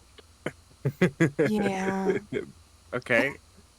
So, Zerda, I will go bap the dead carcass's butt with the sword. Just Or roll strike it. roll a d20. No. Just do a straight d20 roll, which is just Where slash. do I do that? Do Oh. slash roll, and then do d20. So it'll just be slash roll d20. 14. Okay. You're not really too sure what this connection is, but you feel as though the sword has not fully comprehended the death of the boar. So what you do is you take the sword and you plunge the sword directly into the forehead of the boar, and as the blood of the magical boar flows into the sword, the sword seems to calm down a bit, and as its need for blood has been satiated, it is now tame. So you have now tamed a very violent, bloodthirsty sword, which is a +1 longsword. Hooray! I feel like that's going to bite us in the butt later. Guys, You feel- I had no idea if that was gonna work, so I'm glad that that could've weird unlocked- thing I read in a book one time was actually true. The Fae. What kind of Fake books are you action. reading? I know. I do a The lot of fake heavy connection. reading when I'm off the clock. Off the clock. Yes. I will say Alright. this is a I will say this is a +1 magic sword that Okay. will, if you go a whole day without giving it some sort of blood, it will start trying to seek out its own blood. Okay. As in, it will try to, it will, if you do not provide it with a source of blood in some way, it will try to attack the nearest thing until it draws blood. Okay. As you all are now, sorry, I'm just moving everyone up. As you all are now cleaning up the battle, you can still hear the shouts, hoops, and hollers of 3 goblin soldiers, 1 ranger, 1 probably more powerful than it should be sorcerer goblin, and what looks to be a goblin with a giant meat cleaver. Hey, Lord, why'd they they- have weapons? Jesus. They seem to be hooping and hollering, as they knew they could not take all of them themselves, and they would not want to leave their children fatherless and motherless, so they submitted themselves to be captured. But once they saw you all coming into the cave, they realized that this is their chance. The only thing separating between you and them is a 5-foot gap. But as they are only 2 foot and 3 foot tall goblins, they do not have the means to cross this 5-foot gap. Okay. How deep is It seems to go down very deep and ends in what looks to be a river underneath. Well, there goes my plan. And also to the left, you see what looks to be the bandits' stash, along with 2 what looks to be scrolls, maybe notes. You're not sure. They seem to be rolled up parchments. You see some barrels, which most likely are just water, and then you see a sack that's been tied up, a gallows, 3 cages, and a chest over to the left. And the goblins just look over to you and just say, "Praise, praise, praise the adventurers! Praise the adventurers! Please help us across this chasm."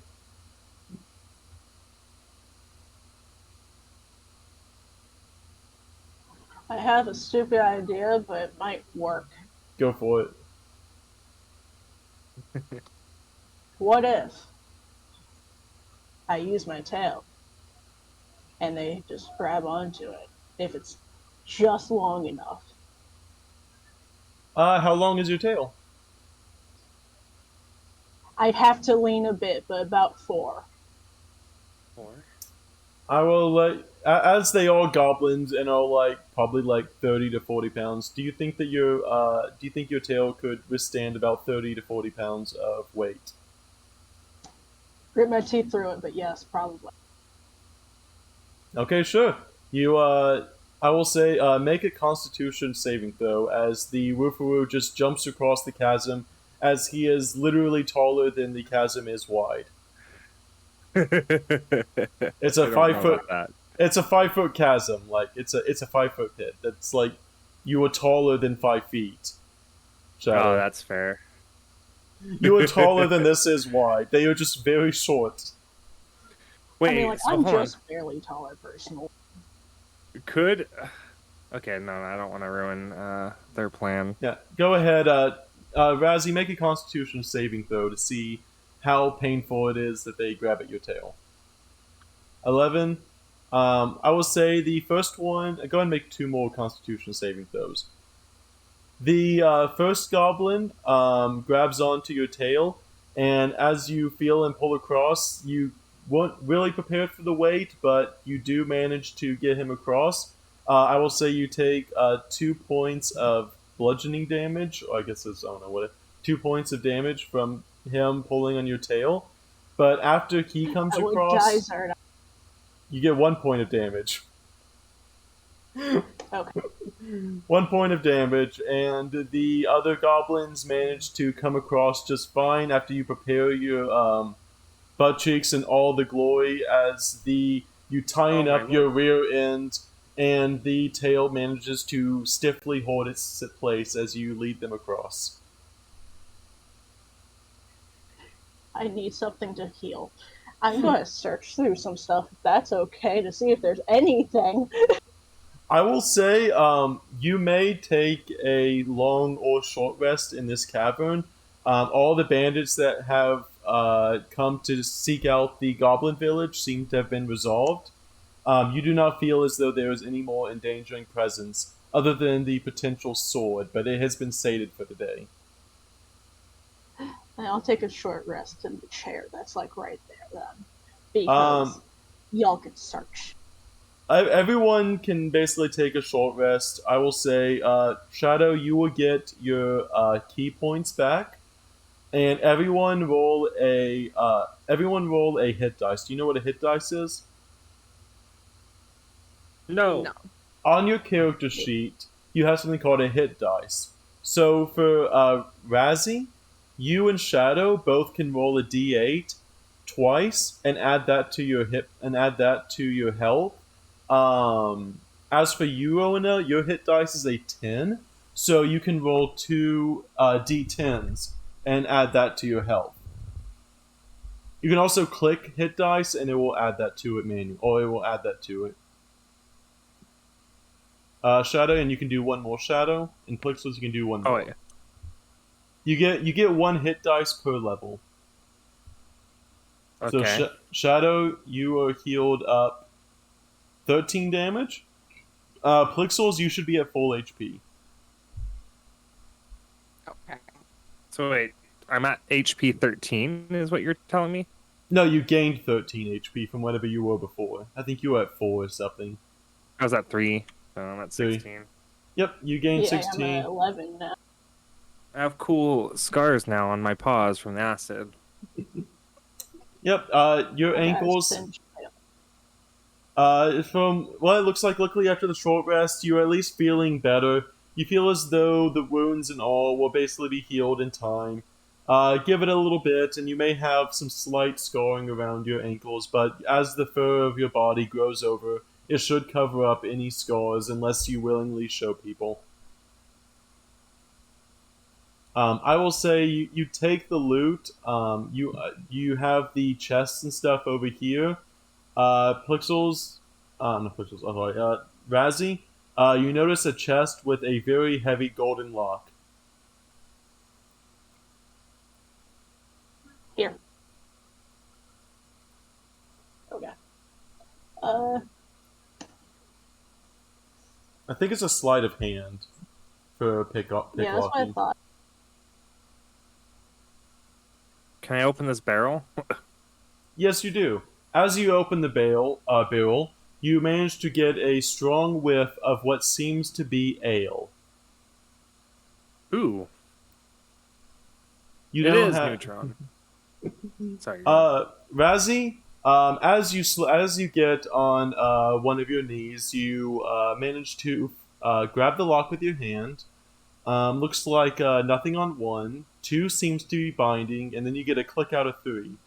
And with that, the lock opens as you feel your inner lock-picking skills have fully come to fruition. You managed to get, let's see, and I will give you the loop, but you managed to beat 3 standard health potions, so 3 of the basic health potions.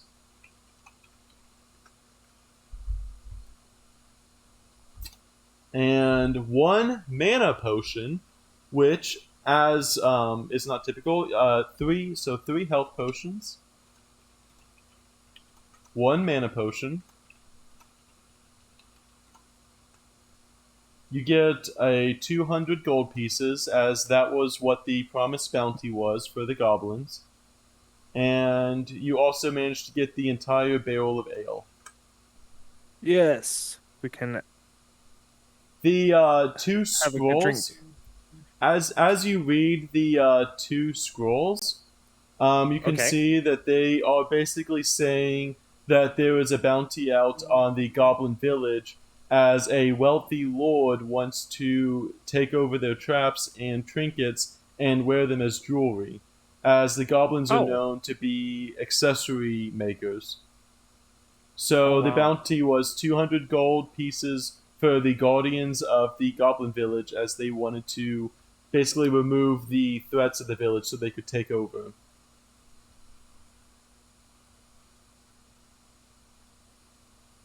All right. The goblins come over to you, all of them kind of whooping and hollering, and they just all ecstatic to be rescued. They tell of the bandits' plans to sell them off to Thunderscale, the main human city, and they are very seem to be very worried about their families.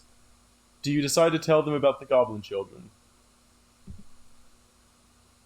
I'll leave that up to uh I'll leave that up to Rowena. Because I will be right back. 2 seconds. Okay. We we tell them of the goblin children. Oh, did the younglings try to come save us? I always did. knew. Oh, I bet it's your child, isn't it? I bet your child when frickin' tried leading the group like they always do. Frickin' Zrawl. They just kind of they look both proud but also kind of defeated at the same time, realizing that their children Back. were in danger, but they also feel very proud that their children actually stood up to opposing forces. Well, we can always take you back to the village and treat your wounds. It's the least we can do. Maybe our chieftain can kind of help figure out what to do next. Um, you feel as though, like I said, there doesn't really seem to be anything left here, but the goblins offer to take you back to the village along with where the children were. Do you wish to go with the goblins?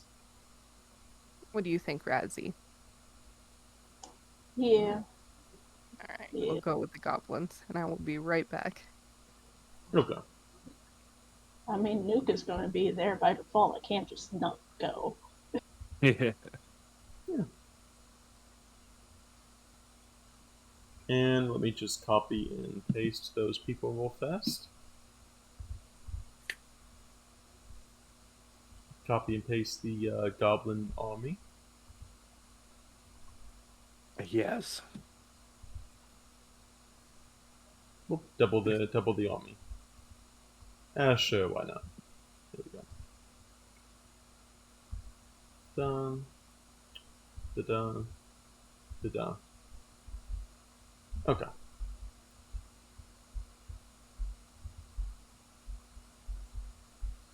Uh.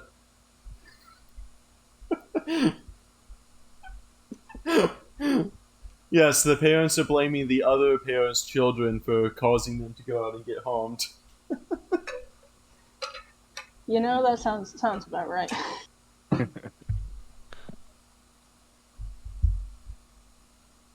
And just for the sake, the three children seem to be named Styx, Bumble, and Unk, as they both fight over which started the raid on the humans. Sticks, Bubble, and Unk. Styx, Bumble, and Unk, along with Gur, who is the child that originally got free and was able to rescue, or was able to get help. By Styx, default, I don't believe Bumble did it.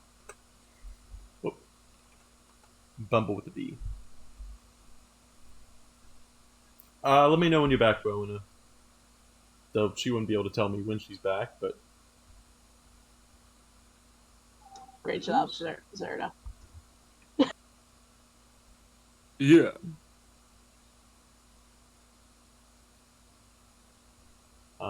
that was weird. What? Oh no, it's just something in Discord. Okay, No.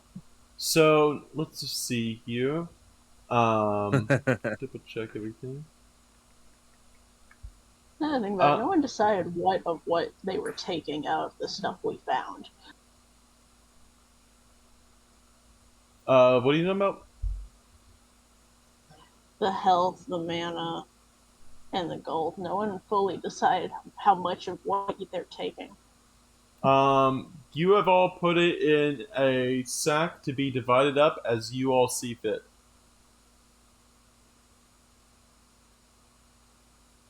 That's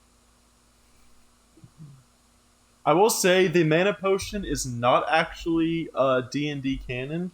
The mana potion is something I homebrewed actually. The mana potion is basically you can regain one spell slot of 1 to 2 because it's a weak mana potion. You can regain one spell slot level 1 to 2, but if you drink it, you do have to take you have to do a Constitution saving throw or take 1d6 psychic damage.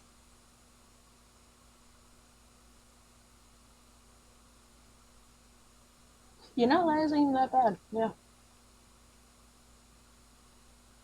The higher mana potions would do higher chance of damaging, but since spell slots are so rare and mana is so valuable, that it can definitely be worth it to do that. I had a crowbar. It's part of the thief set, I think. Of course it is, but I could have bapped someone with that. Technically. It is technically considered an improvised weapon. Improvised, yes. Sort of like with the ball bearings. I mean, like, you can literally just sort of throw those. Their whole point is to just be on the floor. Yep. And just... I should have looked at my items before we did any of this. I didn't even see it originally. And I'm as telling my one cat. also, as you know, the only person in your party that can cast spells is Rowena, which they actually did not use any spells this time. I didn't. Yeah, but by default, they definitely... Yeah, Rowena did not actually use any. Rowena did not actually use any spells this time. Or her racial ability, or the other ability which gives favored enemy. Yep. You felt Yeah, I so didn't think it was really confident. needed. Never rely on magic. It's not To be trustworthy. fair, the ogre fell down like 3 times.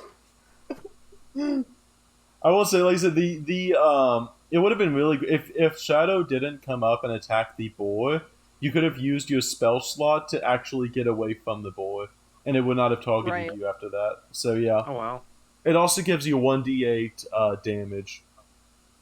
Well, then we have a broken monk Shadow over here that pretty much kills anything he touches. So. Well, he's getting he basically got like a 1d8 to his damage using Fury of Blows. You also get a 1d8 to your damage, so he basically just had kind of a similar damage scaling as you did. He just used it. Hey.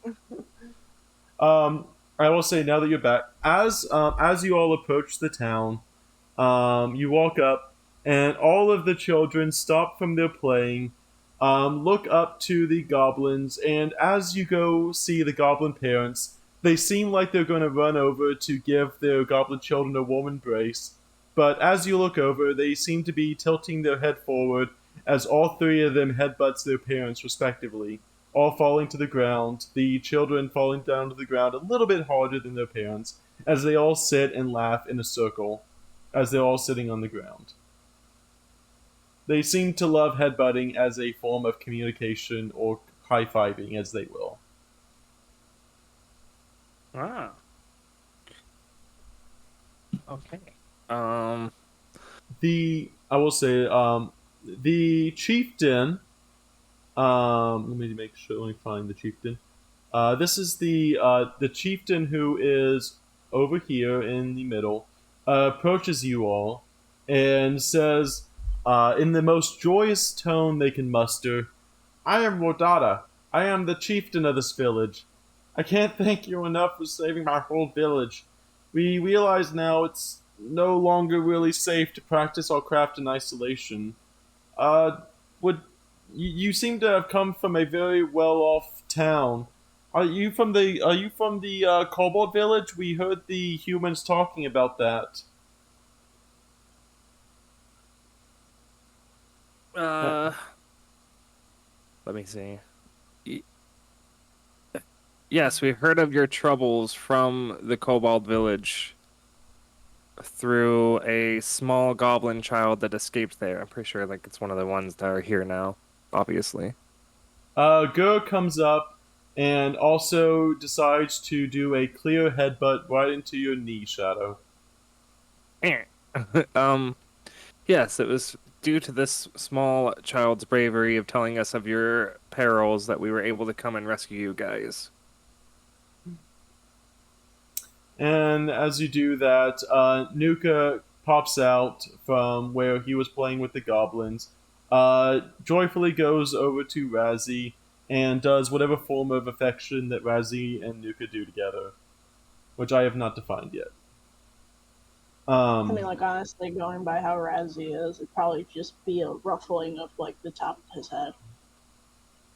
As you ruffle the fur between the rabbit's ears, he just looks up with a super cocky grin on his face and just says, "I knew y'all could do it," and is just a happy wagging his little bun tail. The chieftain Oh, approaches. Oh, go ahead, Shadow. no, no, go ahead. You do your part, and then I I was can gonna chime say, in when. the chieftain does say, "If your town would permit safe harboring of all children and warriors, I feel we could provide like services. Like we can do traps and trinkets. If the humans plan on attacking, I'm sure we could probably set up some barriers around the village or town. I think we could aid in the defense of your town if you'd let us." They are offering to join as they realize their home is no longer safe.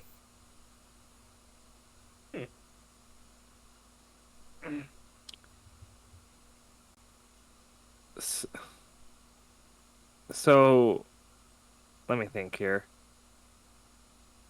Just because it was a little while ago, didn't the kobold leader send us out to save the goblins as possible unification in the first place? As Shadow looks to both Or Rowena and Razzie and says that. yes. I Or mean, am I last I miss? checked, but I don't know. But I don't think they'd be opposed. Yeah, I don't think they would be angry. I will You roll said. a. Let me roll. And Nuka, who rolled a nat 20 on their perception, uh, Or realizes. Nuka remembers that the goblin or the kobold chieftain Sharpfang actually was inviting the goblins to come help build traps around the base as he was afraid of the incoming human raid. So he would most certainly welcome any new people to the village as he is trying to unify the beastkin. Rowena gently nudges Shadow and whispers, I think you have something of the chieftain's stealth. Did that pick up? Yes, you are right. Shadow reaches into his wolf pocket and then presents the goblin chieftain with the necklace that he had found on the dead bandit. The chieftain looks over, eyes wide, thinking that they have lost that forever. He walks over, and as you extend out your paw, he just looks. The chieftain looks up to you, and smiles very broadly, closing your fingers around the necklace and pushing the paw back into your chest, saying that I feel that this is the least we can do. Here, keep this. I think you deserve to have it after all you've done for our village. You have a necklace. You have a +1 strength necklace. It will give you a +1 to any strength roll you make. All right, I put it around my neck, and I wear it as a symbol of pride for helping the Goblin chieftain and their village. All right, cool. You are good. I'm the best. The goblins decide to all as one. Let me grab the goblins. Doot, doot, doot. Doot, doot. Because I'm about to copy and paste all these. Oh, and the feral kobolds also seem to be happily jolting around each other as well. Copy. Move everyone back to the inn.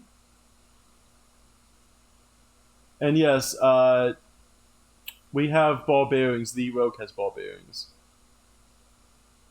Whoop, whoop. I think they're Yes, slowly pasting in. Double the woo-for-woo. Oh no. There we go. Everyone is back. The feral kobold that was at the Goblin village goes and plays around with the other kobolds. They all run around gleefully as they chase each other's tail in a square pattern, sniffing at each other. The goblins go up to the dragons and start making friends with the pseudo-dragons, happily trying to headbutt with the pseudo-dragons, who then headbutt in return. And then the chieftain goes up to the bar, notices the leader, and asks to join. I'm not going to roleplay with myself, so the goblin chieftain, along with Sharpfang, they basically make an agreement to, if the kobolds produce shelter, the goblins will make traps, and you have now gained a small goblin army for the defense of the inn. And as the last pseudo-dragon comes out, he flies around the other pseudo-dragon very happily, prancing and dancing around. Sashan, who you all are not familiar with, but Nuka would be familiar with. This is Sashan.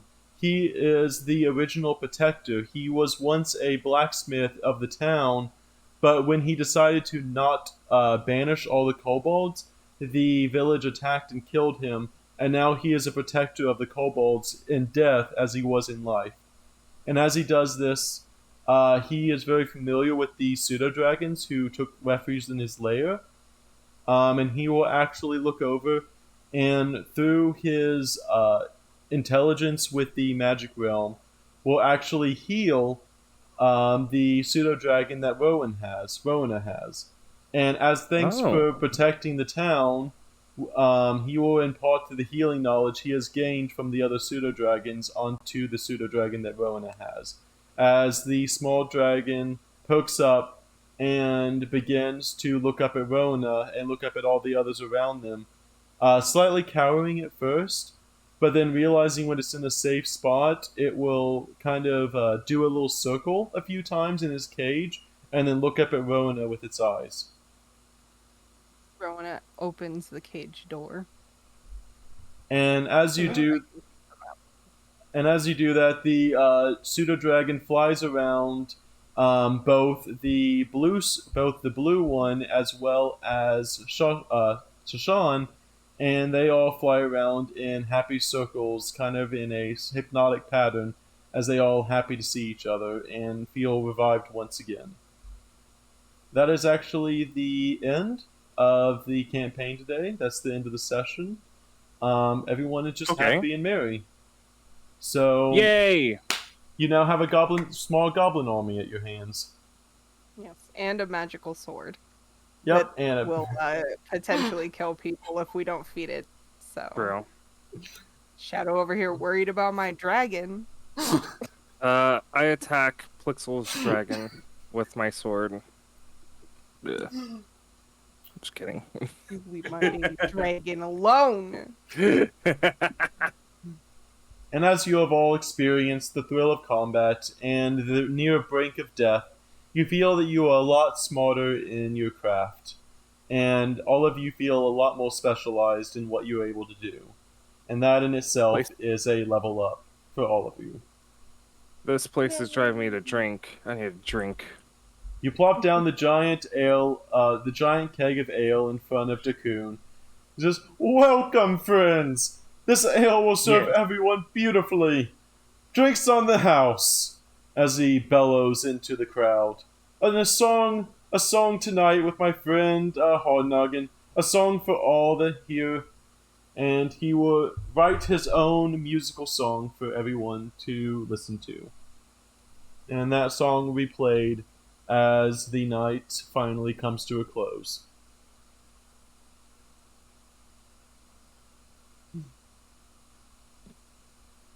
The end. Hooray! We did it! We saved the goblins. We did. But at what cost? My fur is now ruined.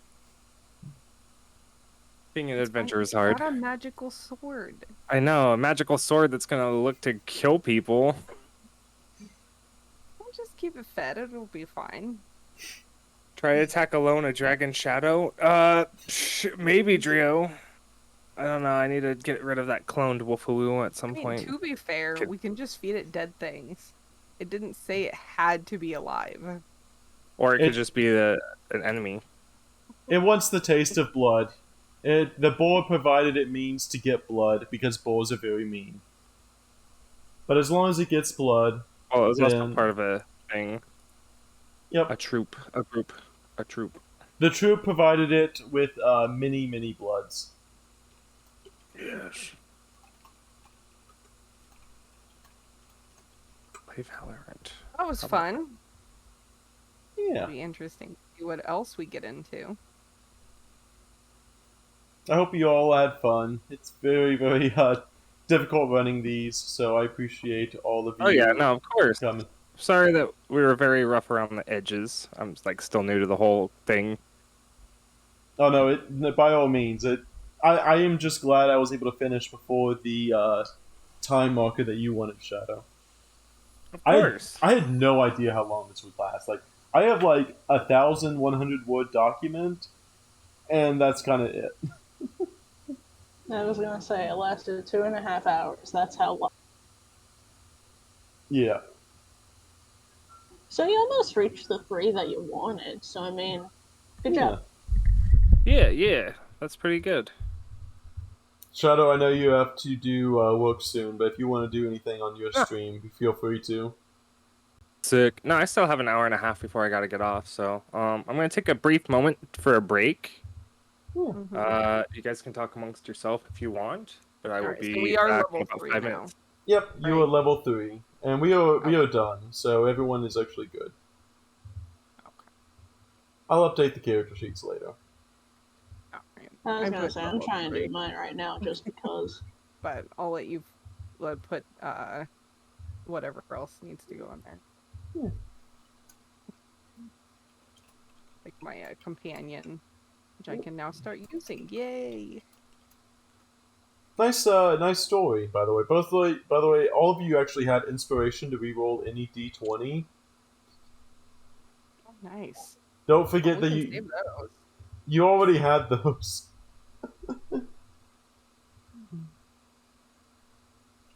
Let me quickly say something to my chat real fast.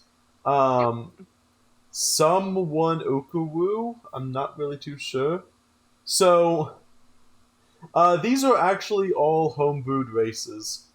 I can actually kind of tell you some cool things about each race. Rowena, who is our resident cat. They are actually not a tabaxi, but a cat person.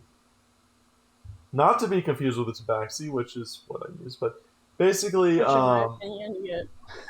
Sorry, I'll shut up. technically, everyone is a tabaxi, but that's besides the point. But I was gonna say, it's like, as my mic doesn't pick me up.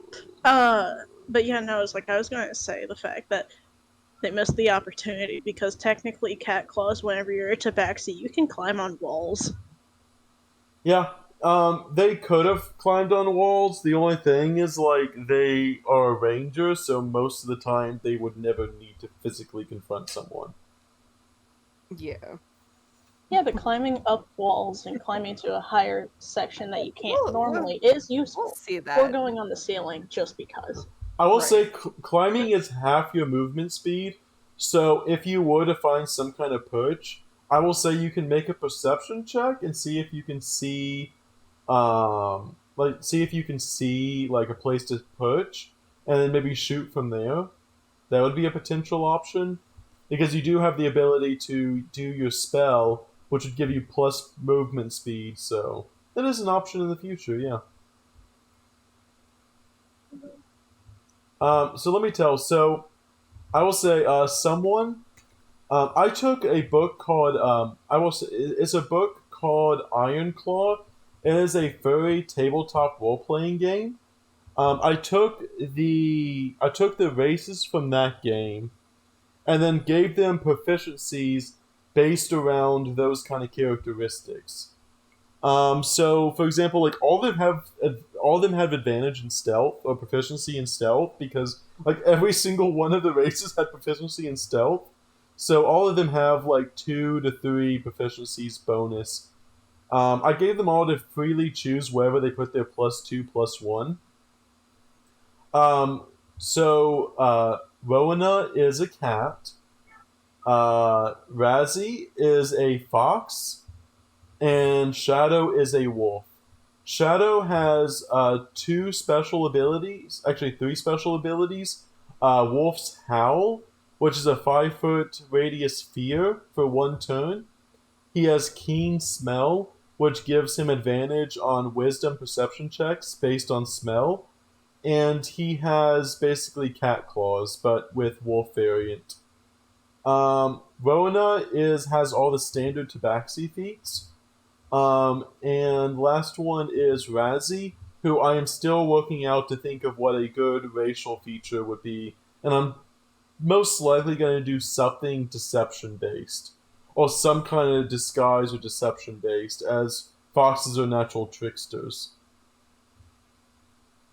I was gonna say, funny enough, I think the only not homebrew stuff is for the most part just NPCs, especially Nuka. Nuka's actually a newer race, but actual race in D&D. Yeah, Nuka's a new race. This is basically furry D&D. So it's literally like furries versus like the neutral or the good or neutral good races of D&D. So we got humans versus furries, basically. The most generic. The idea behind it is like the basic idea of it is the humans have decided that they found a monster manual, and the monster manual depicts all the races as either monsters or basically races or monsters, and they decide that all the monsters should no longer be alive, so they send out adventuring groups to destroy monsters. But since monsters are, sentient creatures, they that also seem to have their own morality and ways of life, I gave all sentient monsters their own culture, and the humans, who are the adventurers, are actually just evil following a cult.